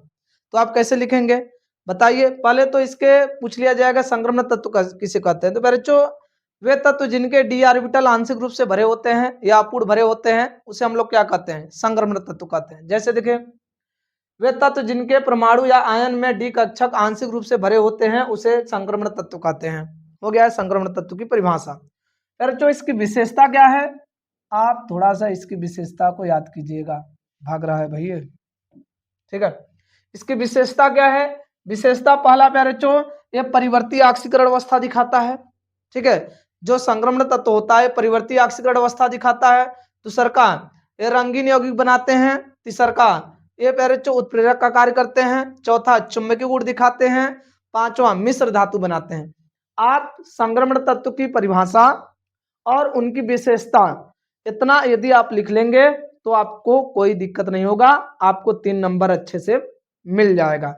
समझ रहे हैं हमारी बातों को। तो इस चीज को समझिए, लिखिए, बार बार प्रैक्टिस कीजिए बच्चों।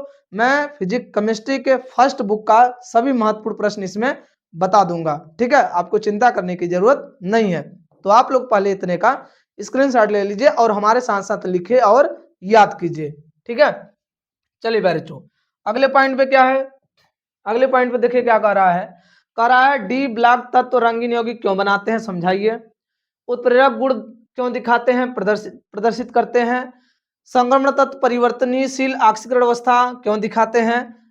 अब कह रहा है कि ये है आपका Zn, ये है Cd और ये है Hg।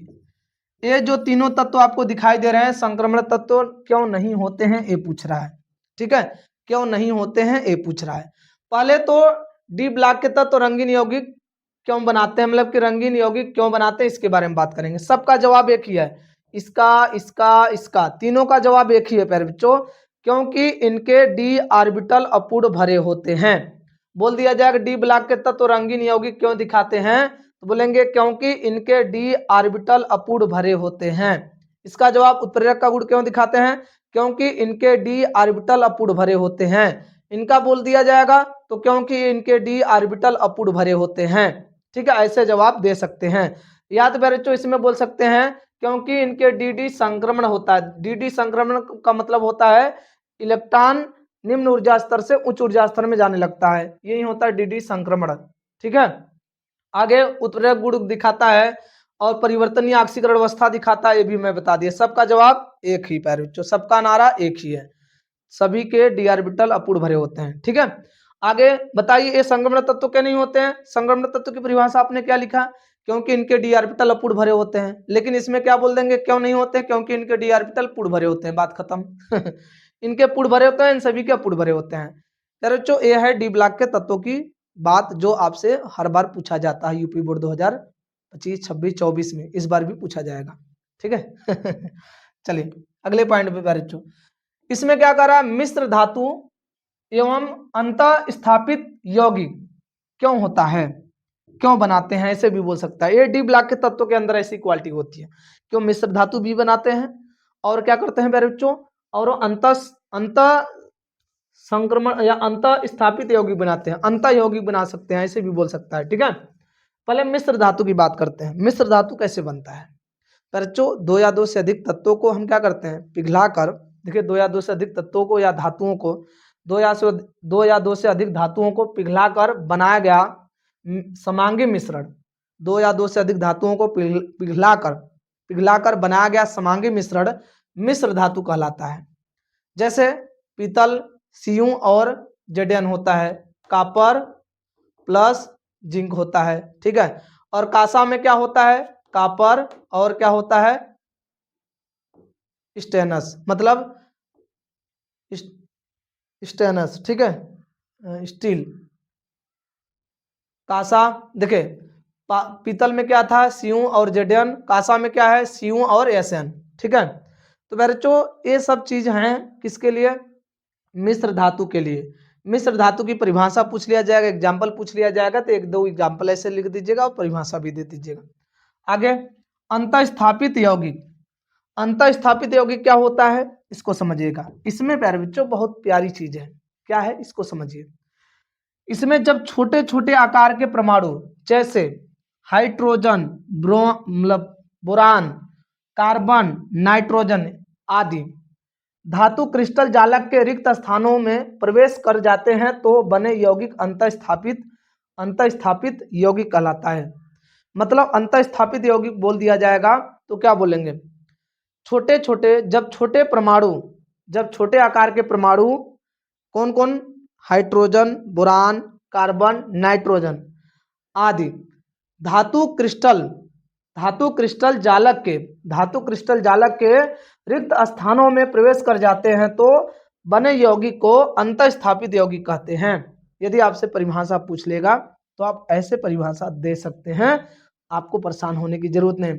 धातु के जब भी पैरेचो, जैसे मान लीजिए सोडियम है, सोडियम जब जुड़ता है तो कैसे जुड़ता है, जैसे सोडियम का एक हो गया अणु, फिर सोडियम का एक अणु हो गया, फिर ऐसे सोडियम का एक अणु हो गया, इसके नीचे सोडियम के एक अणु हो गए, फिर इसके नीचे ऐसे सोडियम के अणु हो गए, फिर इसके नीचे ऐसे सोडियम। देखिए यहाँ पर जो जगह खाली दिख रहा है ना, इसी को हम लोग कहते हैं इसी को हम लोग क्या कहते हैं, मतलब रिक्त स्थान। इसी को कहते हैं क्रिस्टल जालक के रिक्त स्थान। ये जो क्रिस्टल जालक है इनके बीच में जो जगह दिख रहा है इसी को हम लोग रिक्त स्थान बोलते हैं। ठीक है, धातु क्रिस्टल जालक के रिक्त स्थानों में प्रवेश कर जाते हैं तो बने यौगिक को अंतःस्थापित यौगिक कहते हैं। बात समझ में आ गया बच्चों? यदि आप लोगों को हमारी बात समझ में आ गया है तो आप लोग इतने का स्क्रीनशॉट लेना ना भूले और एक एक करके याद करते रहें, लिखते रहें और समझते रहें प्यारे बच्चों। ठीक है, फटाफट स्क्रीनशॉट ले लीजिए। चलिए अगले पॉइंट पे चलते हैं। अगला पॉइंट क्या है, आपसे पूछ रहा है लेंथेनाइड संकुचन क्या है, इनके कारण व प्रभाव लिखिए। देखिए लेंथेनाइड संकुचन मतलब होता है सिकुड़ना। लेंथेनाइड श्रेणी में परमाणु क्रमांक बढ़ने के साथ साथ परमाणु क्रमांक बढ़ने पर लेंथेनाइड श्रेणी में परमाणु क्रमांक बढ़ने पर परमाणु तथा आयनिक त्रिज्या धीरे धीरे कम हो जाता है। लेंथेनाइड श्रेणी में परमाणु क्रमांक बढ़ने पर परमाणु तथा आयनिक त्रिज्या का धीरे धीरे कम होना लेंथेनाइड संकुचन कहलाता है। लेंथेनाइड श्रेणी में परमाणु क्रमांक बढ़ने पर परमाणु तथा आयनिक त्रिज्याओं का धीरे धीरे कम होना ही लेंथेनाइड संकुचन कहलाता है। भाई त्रिज्या धीरे धीरे कम होगा तो सिकुड़ेगा, कम होगा। भाई त्रिज्या बड़ा रहेगा तो फैला रहेगा, त्रिज्या जब कम होगा तो सिकुड़ेगा। तो ये जो त्रिज्या कम होता है यही जो घटना होती है इसी को हम लोग कहते हैं लेंथेनाइड संकुचन। तो लेंथेनाइड श्रेणी में परमाणु क्रमांक बढ़ने के साथ साथ या परमाणु क्रमांक बढ़ने पर परमाणु तथा आयनिक त्रिज्याओं का धीरे धीरे कम होना ही लेंथेनाइड संकुचन कहलाता है। इनके कारण क्या है, इनके कारण यह है बच्चों कि जो 4F कक्षक के कमजोर परिरक्षण प्रभाव दिखाते हैं। मतलब 4F कक्षक के जो इलेक्ट्रॉन होते हैं वो परिरक्षण जो प्रभाव दिखाते हैं वो दुर्बल दिखाते हैं, कमजोर होते हैं। ठीक है, आगे इनके इफेक्ट से क्या होगा, इनके प्रभाव से इनके आकार लगभग समान हो जाएंगे। जितने भी लेंथेनाइड श्रेणी के तत्व होंगे उनके लगभग आकार समान हो जाते हैं और रासायनिक गुणों में भी क्या हो जाती है, समानता हो जाती है। किसके वजह से, लेंथेनाइड संकुचन की वजह से। तो ये परिभाषा अक्सर पूछा जाता है बच्चों और हर साल बोर्ड में आता है। लेंथेनाइड संकुचन क्या है, इसके प्रभाव और कारण लिखिए।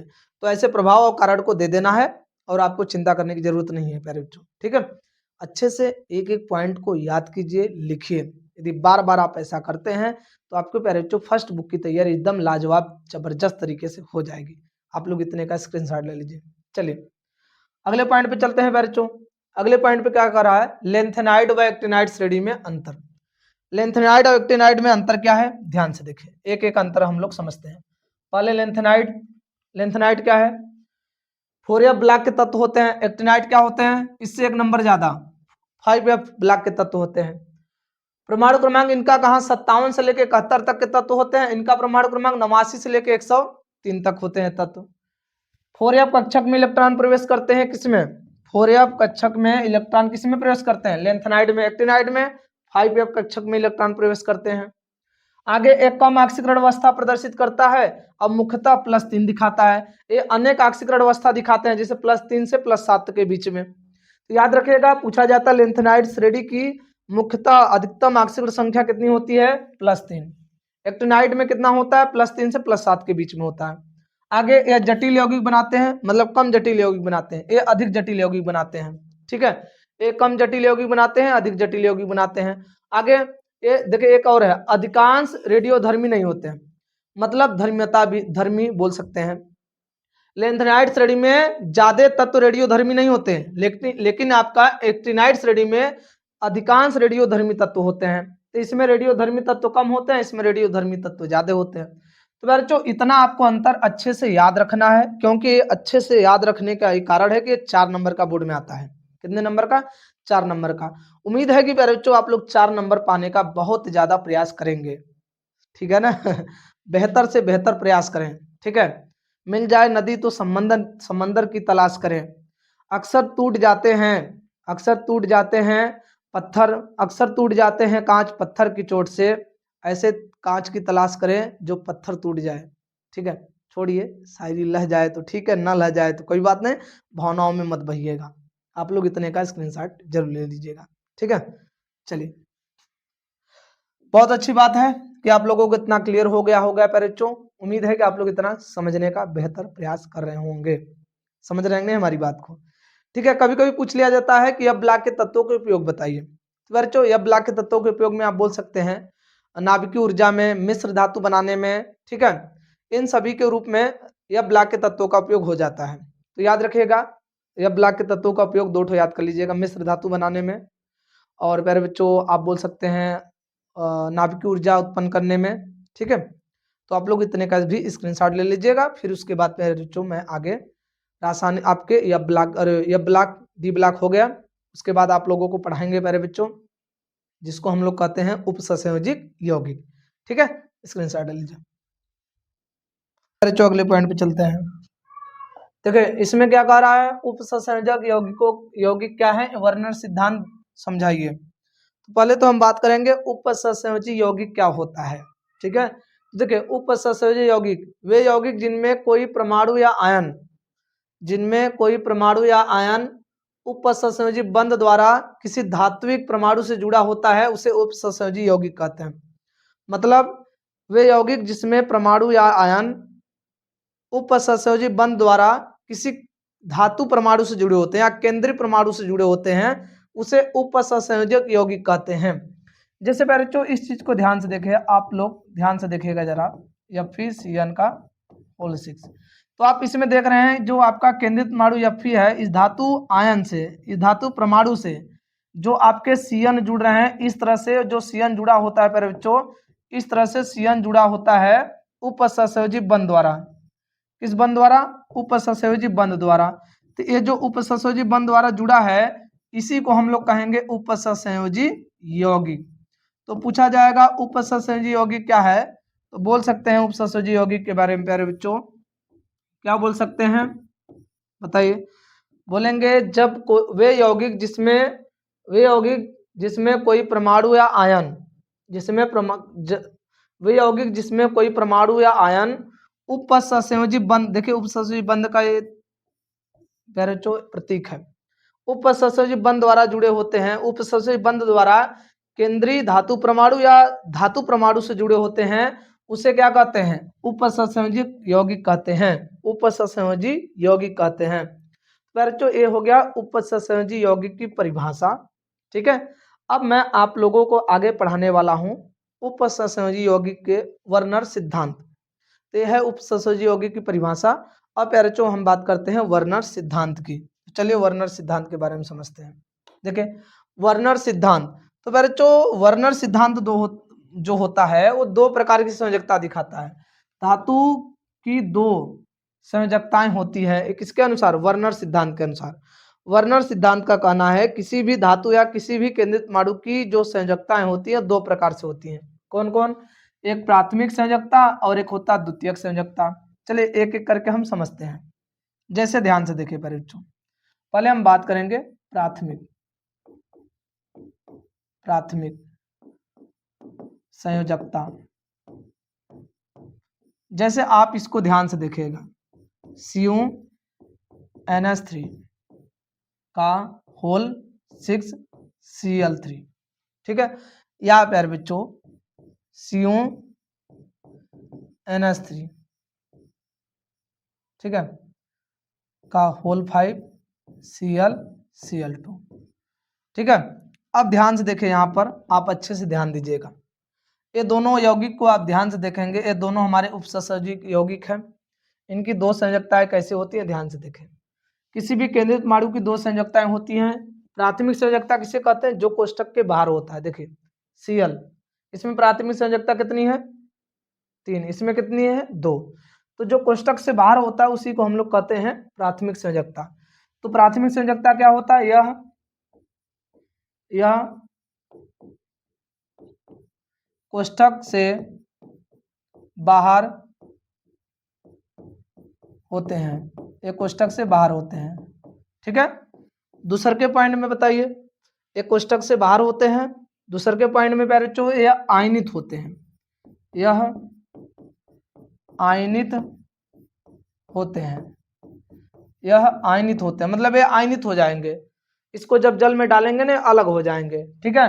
तीसरे के पॉइंट में ये आयनित होते हैं, कोष्टक से बाहर होते हैं, ये ऋणायन परमाणुओं द्वारा संतुष्ट होते हैं, यह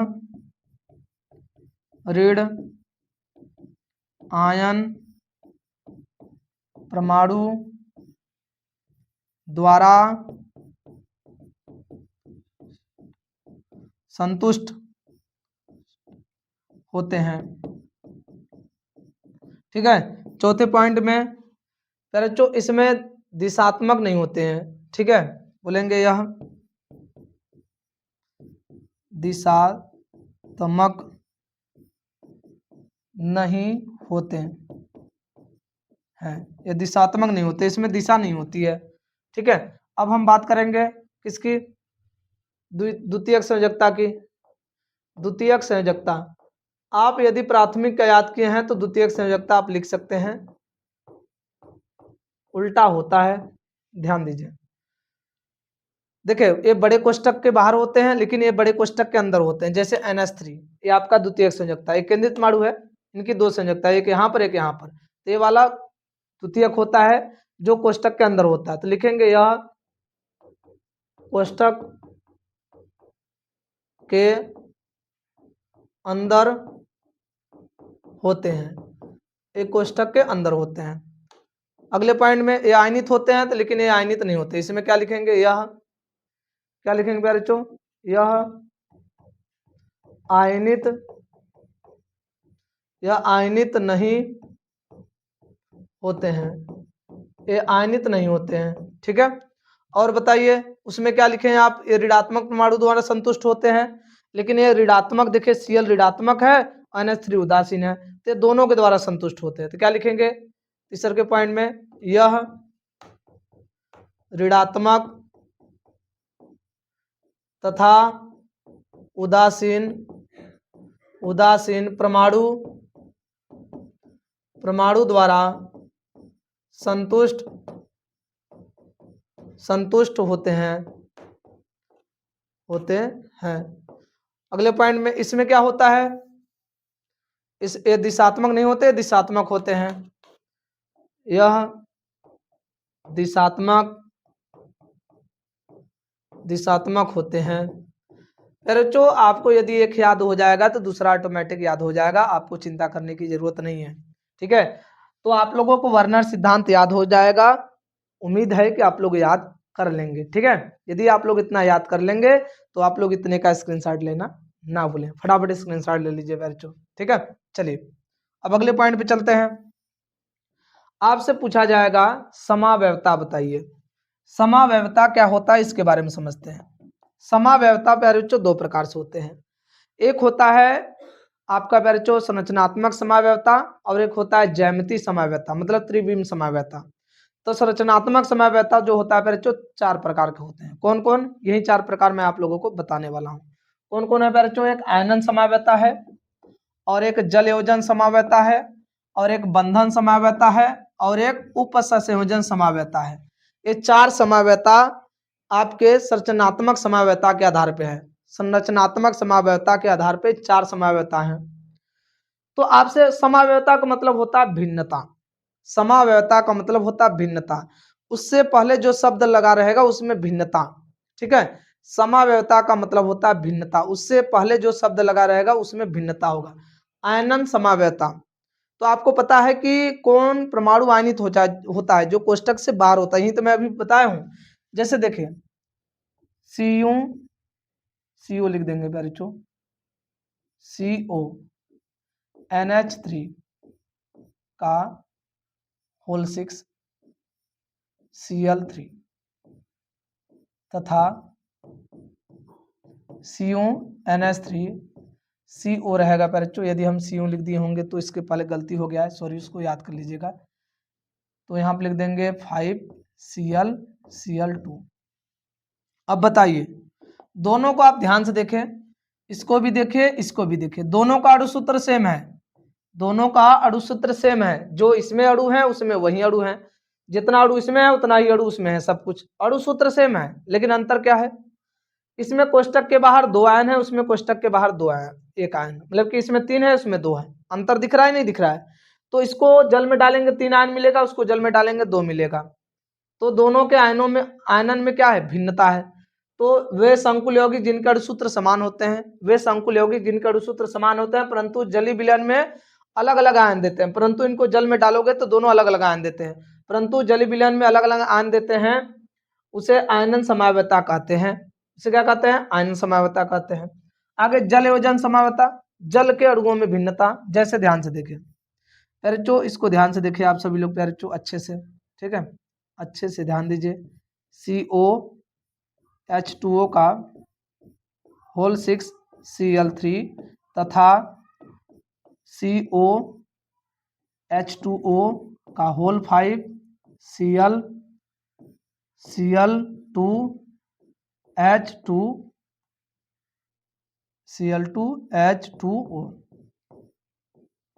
आप देख रहे हैं इसमें कोष्टक के अंदर कितने जल के अणु हैं, 6, इसमें कोष्टक के अंदर कितने जल के अणु हैं, 5। तो क्या जल के अणुओं में भिन्नता हो रही है कि नहीं हो रही है? तो जल योजन समावयवता बताता है कि कोष्टक के अंदर और कोष्टक के बाहर जल के अणुओं में जो भिन्नता हो रही है वही हमारा कहलाता है जल योजन समावयवता।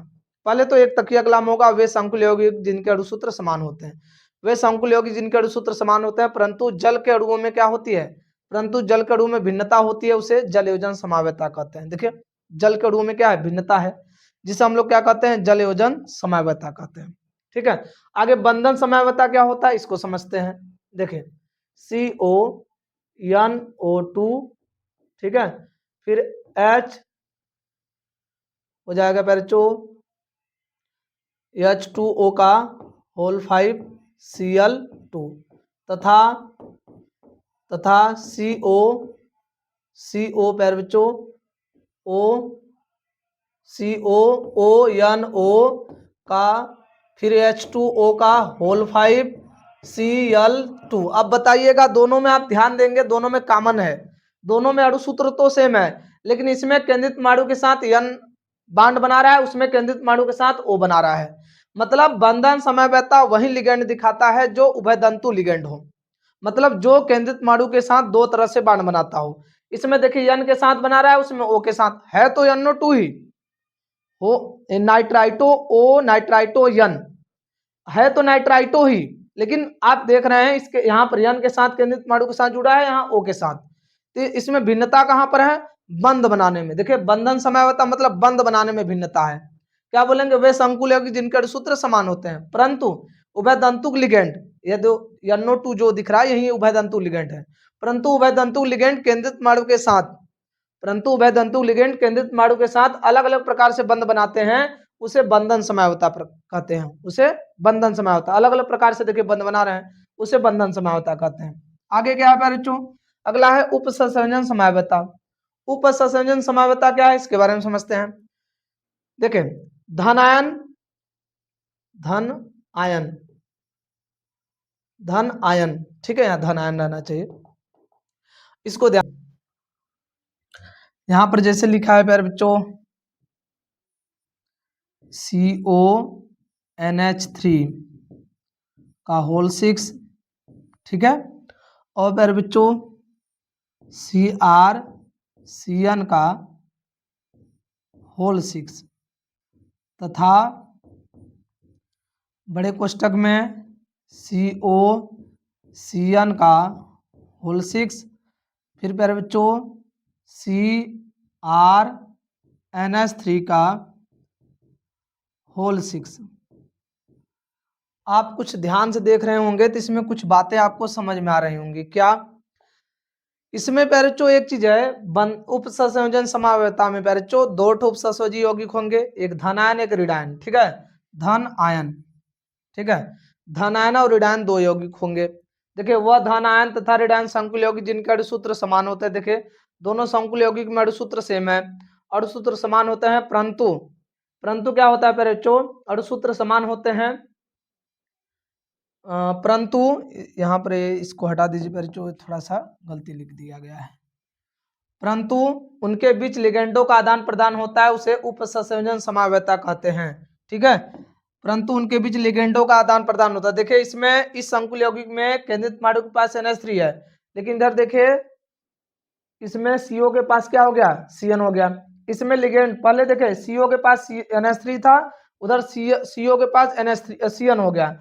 यहाँ Cr के पास CN था, वहां Cr के पास NH3 हो गया। तो लिगेंडों का क्या हो रहा है, आदान प्रदान हो रहा है कि नहीं हो रहा है। तो पूछा जाएगा उप संयोजन समावयवता क्या होता है, तो वे वह धन आयन तथा ऋण आयन संकुल यौगिक जिनके अणुसूत्र समान होते हैं, परंतु परंतु क्या होता है उनके बीच लिगेंडों का आदान प्रदान होता है, उसे उप संयोजन समावयवता कहते हैं। ये हो गया बच्चों उप संयोजन समावयवता। बच्चों ये है संरचनात्मक समावयवता, जो 4 प्रकार के हैं। इनको आप लोगों को अच्छे से रिपीट कर लेना है, आप लोग इनका स्क्रीनशॉट ले लीजिए। ठीक है, अब आगे चलते हैं बच्चों अगले पॉइंट पर। अगले पॉइंट पे आता है बच्चों त्रिविम समावयवता। देखिए त्रिविम समावयवता जो होता है बच्चों, त्रिविम समावयवता दो प्रकार के होते हैं, एक होता है ज्यामितीय समावयवता, एक होता है प्रकाशिकी समावयवता। ठीक है, तो हम पहले बात करेंगे ज्यामितीय समावयवता। ज्यामितीय समावयवता आपसे पूछा जाएगा तो क्या बोलेंगे, वे संकुल यौगिक जिनके अणुसूत्र समान, अणुसूत्र और संरचना सूत्र दोनों समान होंगे। त्रिविम समावयवता में अणुसूत्र भी समान होगा, संरचना सूत्र भी समान होगा। ठीक है, पूछा जाएगा त्रिविम समावयवता क्या होता है, तो वे संकुल, ज्यामितीय समावयवता क्या होता है, तो वे संकुल यौगिक जिनके अणुसूत्र तथा संरचना सूत्र समान होते हैं, परंतु परंतु केंद्रित परमाणु के चारों ओर लिगेंड लिगेंड परंतु लिगेंड केंद्रित परमाणु के चारों ओर लिगेंड की त्रिविम में स्थितियां क्या होती हैं, अलग अलग होती है, उसे ज्यामितीय समावयवता कहते हैं। त्रिविम समावयवता मतलब त्रिविम में भिन्नता। पहला है ज्यामितीय समावयवता, इसका मतलब क्या है कि वे संकुल यौगिक जिनके अणुसूत्र और संरचना सूत्र समान होंगे, परंतु लिगेंड के चारों ओर और केंद्रित परमाणु के चारों ओर लिगेंड की जो त्रिविम में स्थितियां होती हैं वो अलग अलग होती हैं, उसे हम लोग क्या कहते हैं, ज्यामितीय समावयवता। एक छोटा सा एग्जाम्पल मैं बता रहा हूं, ध्यान से देखिएगा। देखिए छोटे से एग्जाम्पल को मैं समझा रहा हूं, इसको ध्यान से देखिएगा आप लोग अच्छे से। ठीक है, आप इसको अच्छे से ध्यान दीजिए। अब इसमें हमें त्रिविम इसका ज्यामितीय समावयवता बनाना है। तो ज्यामितीय समावयवता दो प्रकार के होते हैं, सिस होता है एक ट्रांस। तो ज्यामितीय समावयवता सिस और ट्रांस कैसे बनाया जाएगा, इसको ध्यान से देखें। जैसे देखें बैरिचो, तो देखिए पीटी है, पीटी से कितने NH3 जुड़े हैं, मतलब कितने लिगेंड जुड़े हैं, दो दो चार, एक एक एक एक। ठीक है, अब ध्यान दीजिए, अब हमें सिस बनाना है, तो सिस बनाने के लिए हम क्या काम करेंगे प्यारे बच्चों, यदि हमें सिस समावयवता बनाना है तो इसमें से जो दो समान प्रकार के लिगेंड होंगे, चाहे Cl को लीजिए चाहे NH3, दोनों सेम है, तो दोनों को पास पास जोड़ देंगे तो सिस बन जाएगा। जैसे मैं NH3 लिया, एक NH3 यहाँ एक NH3 यहाँ, पास पास जोड़ दिया, बचा हुआ ये जो दोनों स्थान है इनमें जो बचे हुए यौगिक परमाणु होने लगा दीजिए, Cl Cl। ये हो गया बच्चों आपका सिस, एक हो गया सिस। ट्रांस बनाना होगा तो कैसे बनाएंगे, पीटी संयोजकता 4 है, चारों को ऐसे कर दीजिएगा। ठीक है, उसके बाद क्या काम करना है, आपको NH3 को कहाँ लगाना है, एक दूसरे का अपोजिट। NH3 यदि एक यहाँ लगा दिए हैं तो इसके अपोजिट यहाँ लगाएंगे, और बचा कौन है, Cl। Cl जहां जहां खाली वहां लगा दीजिए। ये हो गया बच्चों आपका ट्रांस, ये क्या हो गया, ट्रांस। ठीक है, इसको लिख सकते हैं ट्रांस, ट्रांस। ठीक है, ये सिस है और ये क्या है, ट्रांस है। क्लियर हो गया। अब आगे प्रकाश की समावयवता पूछा जाएगा, तो प्रकाश की समावयवता में पूछा जाएगा तो क्या बोलेंगे, दो या दो से अधिक ऐसे संकुल यौगिक जिनके अणुसूत्र संरचना सूत्र समान होते हैं, परंतु परंतु वह एक दूसरे के परंतु वे एक दूसरे के दर्पण प्रतिबिंब होते हैं उसे प्रकाश की समयावता कहते हैं, दर्पण प्रतिबिंब। परंतु एक दूसरे के वो दर्पण प्रतिबिंब होते हैं, मतलब उनका जो है इमेज बनता हो, उसका अरे प्रतिबिंब बनता हो दर्पण में, वो हमारे क्या कहलाएंगे, प्रकाश की समयावता। मतलब जिसका इमेज दर्पण में बनना है वह दर्पण का इमेज और जो रियल इमेज है एक दूसरे को ऐसे रखेंगे तो अध्यारोपित नहीं होंगे। जैसे ध्यान से देखिए, CONH3 CONH3, यहाँ पर लिख देंगे EN का होल ट्वाइस Cl2। ठीक है, इसका हमें बनाना है प्रकाश की समयावता। क्या बनाना है प्यारे बच्चों, प्रकाश की समयावता बनाना है। तो क्या कैसे बनेगा प्रकाश की समयावता, पहले आप ये जो कोबाल्ट है उसको लिखिए, ये 6 बांड बनाता है, इस तरह से 6 बांड बनाएंगे। कैसे होंगे, जैसे एक कोने यहाँ, एक कोने यहाँ, एक कोने यहाँ, 4 कोना ऐसे हो गया, एक बांड ऊपर एक बांड नीचे ऐसे। अब हम क्या काम करेंगे प्यारे बच्चों, हमें एक काम करना है, जो आपको ईएन दिख रहा है, ठीक है, ईएन को एक ईएन यहाँ रखिए, एक ईएन यहाँ रखिए, क्योंकि ईएन एक साथ 2 बांड बनाता है। देखिए एक साथ 2 बांड बना लिया, बचा हुआ Cl यहाँ और यहाँ लगा दीजिए, बचा हुआ Cl यहाँ और यहाँ लगा दीजिए। बताइए सिस है कि ट्रांस है। देखिए दो समान प्रकार के एक ही जैसे 2 लिगेंड पास पास जुड़े होंगे तो उसे हम सिस बोलते हैं, सिस है। तो सिस का यदि दर्पण प्रतिबिंब बनाया जाए, इसको दर्पण के सामने रख दिया जाएगा तो क्या होगा, इसका इमेज वेक्टर कैसा बनेगा, इसका इमेज वेक्टर पलट के बनेगा। भाई दर्पण में जो प्रतिबिंब बनता है लेफ्ट का राइट, राइट का लेफ्ट, ऐसा बनता है ना, तो इसका दर्पण प्रतिबिंब, इसका जो ईएन इधर दिख रहा है इधर दिखने लगेगा उल्टा। तो देखें इस तरह से, ठीक है, इस तरह से बनेगा, ऐसे ऐसे ऐसे ऐसे। अब बताइए ईएन को कहाँ जोड़ेंगे हम लोग प्यारे बच्चों, ईएन को इधर जोड़ेंगे, ईएन इधर इधर, ईएन इधर इधर। उसके बाद बताओ बचा Cl, Cl इधर Cl जोड़ देंगे, इधर Cl जोड़ देंगे। ठीक है, ये हो गया प्यारे बच्चों आप लोगों का कौन सा समय होता, प्रकाश की समय होता। देखिए इसका इमेज वेक्टर लेफ्ट का राइट, राइट का लेफ्ट दिखा रहा है कि नहीं दिखा रहा है। ठीक है, तो ये है ज्यामितीय समयावता, ये प्रकाश की समयावता। दोनों क्लियर हो गया आप सभी लोगों का। यदि आप लोगों को इतना क्लियर हो गया है तो इतने का स्क्रीनशॉट लेना ना भूले, फटाफट इतने का स्क्रीनशॉट ले लीजिए प्यारे बच्चों। ठीक है, चलिए अब अगले पॉइंट पे चलते हैं। अगले पॉइंट पे क्या है प्यारे बच्चों, इसको समझते हैं। अगले पॉइंट पे है आप लोगों का, ये बहुत महत्वपूर्ण पॉइंट है, इसको समझना जरूरी है क्योंकि ये नया प्रश्न है यूपी बोर्ड 2026 के लिए। ठीक है, न्यू प्रश्न है, समझ लीजिए। क्या करा, क्रिस्टल क्षेत्र सिद्धांत द्वारा रंग एवं चुंबकीय गुण समझाइए। क्रिस्टल क्षेत्र सिद्धांत द्वारा हमें रंग और चुंबकीय गुण के बारे में समझाना है। पहले तो बताइए क्रिस्टल क्षेत्र सिद्धांत में होता क्या चीज है। पहली पॉइंट, जब कोई लिगेंड केंद्रित परमाणु के संपर्क में आता है तो केंद्रित केंद्रीय परमाणु के डी कक्षक दो असमान दो डी कक्षकों में विपाटित हो जाते हैं, समान ऊर्जा रहती है उनकी प्यारे बच्चों। ठीक है क्या बोलेंगे, जब कोई लिगेंड, ये क्रिस्टल क्षेत्र सिद्धांत की बात है प्यारे बच्चों, जब कोई लिगेंड केंद्रीय परमाणु के संपर्क में आता है तो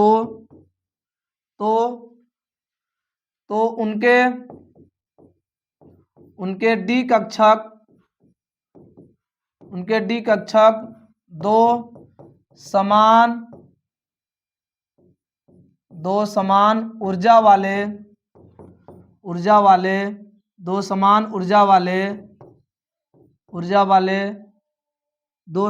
ऊर्जा वाले डी कक्षकों में विपाटित हो जाते हैं, मतलब बट जाते हैं, विपाटित हो जाते हैं। अब प्यारे बच्चों जब विपाटित होंगे, अलग अलग होंगे तो उन्हें क्या नाम दिया गया है, जिन्हें क्या बोलेंगे प्यारे बच्चों, जिन्हें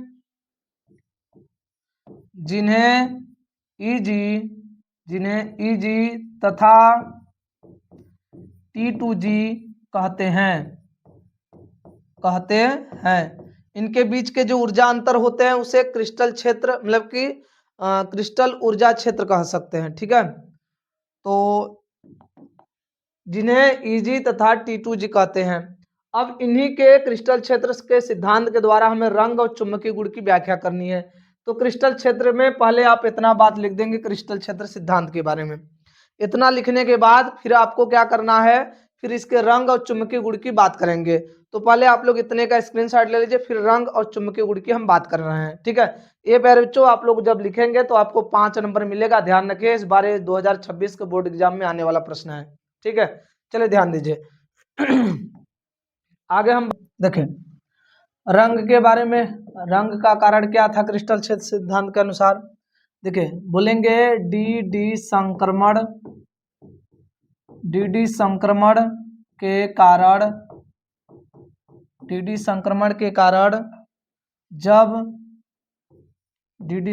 के कारण जब कोई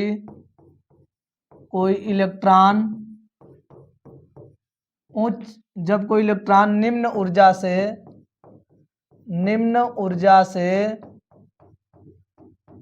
उच्च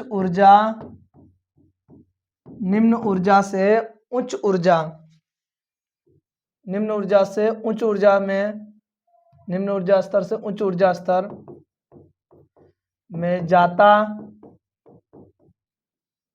जाता है तो वह ऊर्जा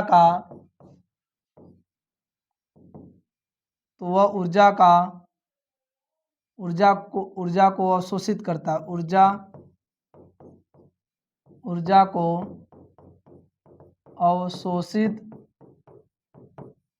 अवशोषित करता है। अर्थात मतलब प्यारे बच्चों ऊर्जा को अवशोषित करता है। जिस रंग के तरंगदैर्ध्य को अवशोषित करता है, ऊर्जा का अवशोषित करता है, तथा जिस रंग के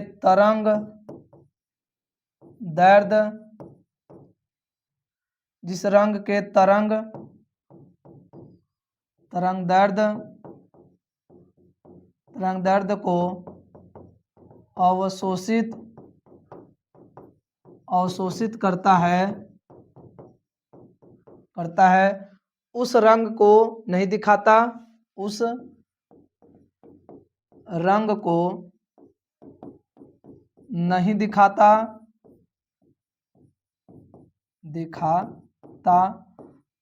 परंतु जिस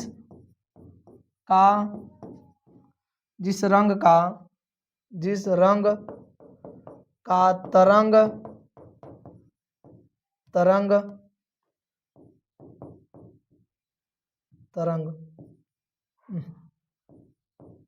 तरंगदैर्ध्य अवशोषित करता है, जिस रंग का तरंगदैर्ध्य अवशोषित करता है, अवशोषित नहीं करता है, यहाँ लिखना है, अवशोषित नहीं करता है,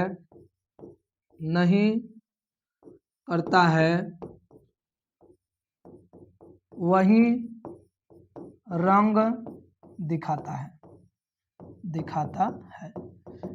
बच्चों ये है क्रिस्टल क्षेत्र सिद्धांत के बारे में। क्रिस्टल क्षेत्र सिद्धांत ने बताया कि कोई भी उपसहयोगी यौगिक रंग क्यों दिखाता है, इसका एक कारण है। कौन बताए? क्रिस्टल क्षेत्र सिद्धांत से व्याख्या हुई है। अब क्रिस्टल क्षेत्र सिद्धांत से हम लोग चुंबकीय की व्याख्या करना, मतलब चुंबकीय गुण की। आप लोग इसका स्क्रीनशॉट ले लीजिए। चलिए अब क्रिस्टल क्षेत्र सिद्धांत से हम लोग चुंबकीय गुण की व्याख्या करते हैं। चुंबकीय गुण, तो चुंबकीय गुण क्यों दिखाता है इसके बारे में समझना है। जब कोई इलेक्ट्रॉन, इनका कहना है कि जब कोई इलेक्ट्रॉन अयुग्मित होता है तो वह चुंबकीय गुण ज्यादातर दिखाता है।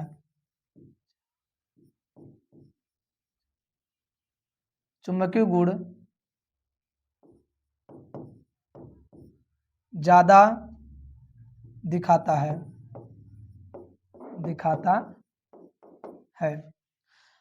और एक बात और प्यारे बच्चों, प्रबल लिगेंड होने पर इसके बारे में भी उन्होंने बताया, चुंबकीय गुण दिखाता है, तथा प्रबल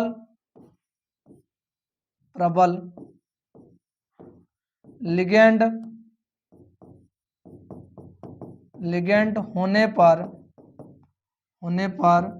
इनके इलेक्ट्रॉन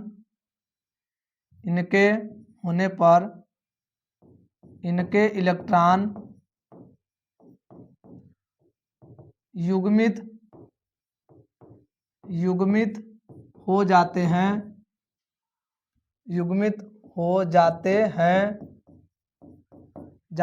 जिसके कारण वह अयुग्म मतलब कि वह चुंबकीय गुण दिखाता है। ठीक है, लेकिन इनका एक बात और कहना है, लेकिन दुर्बल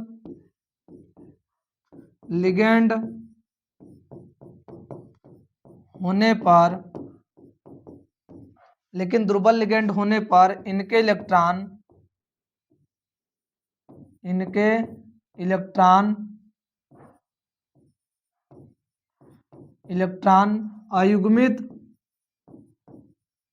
अयुग्मित हो जाते हैं, जिसके कारण प्यारे बच्चों क्या करते हैं, जिसके कारण वह अणुचुंबकीय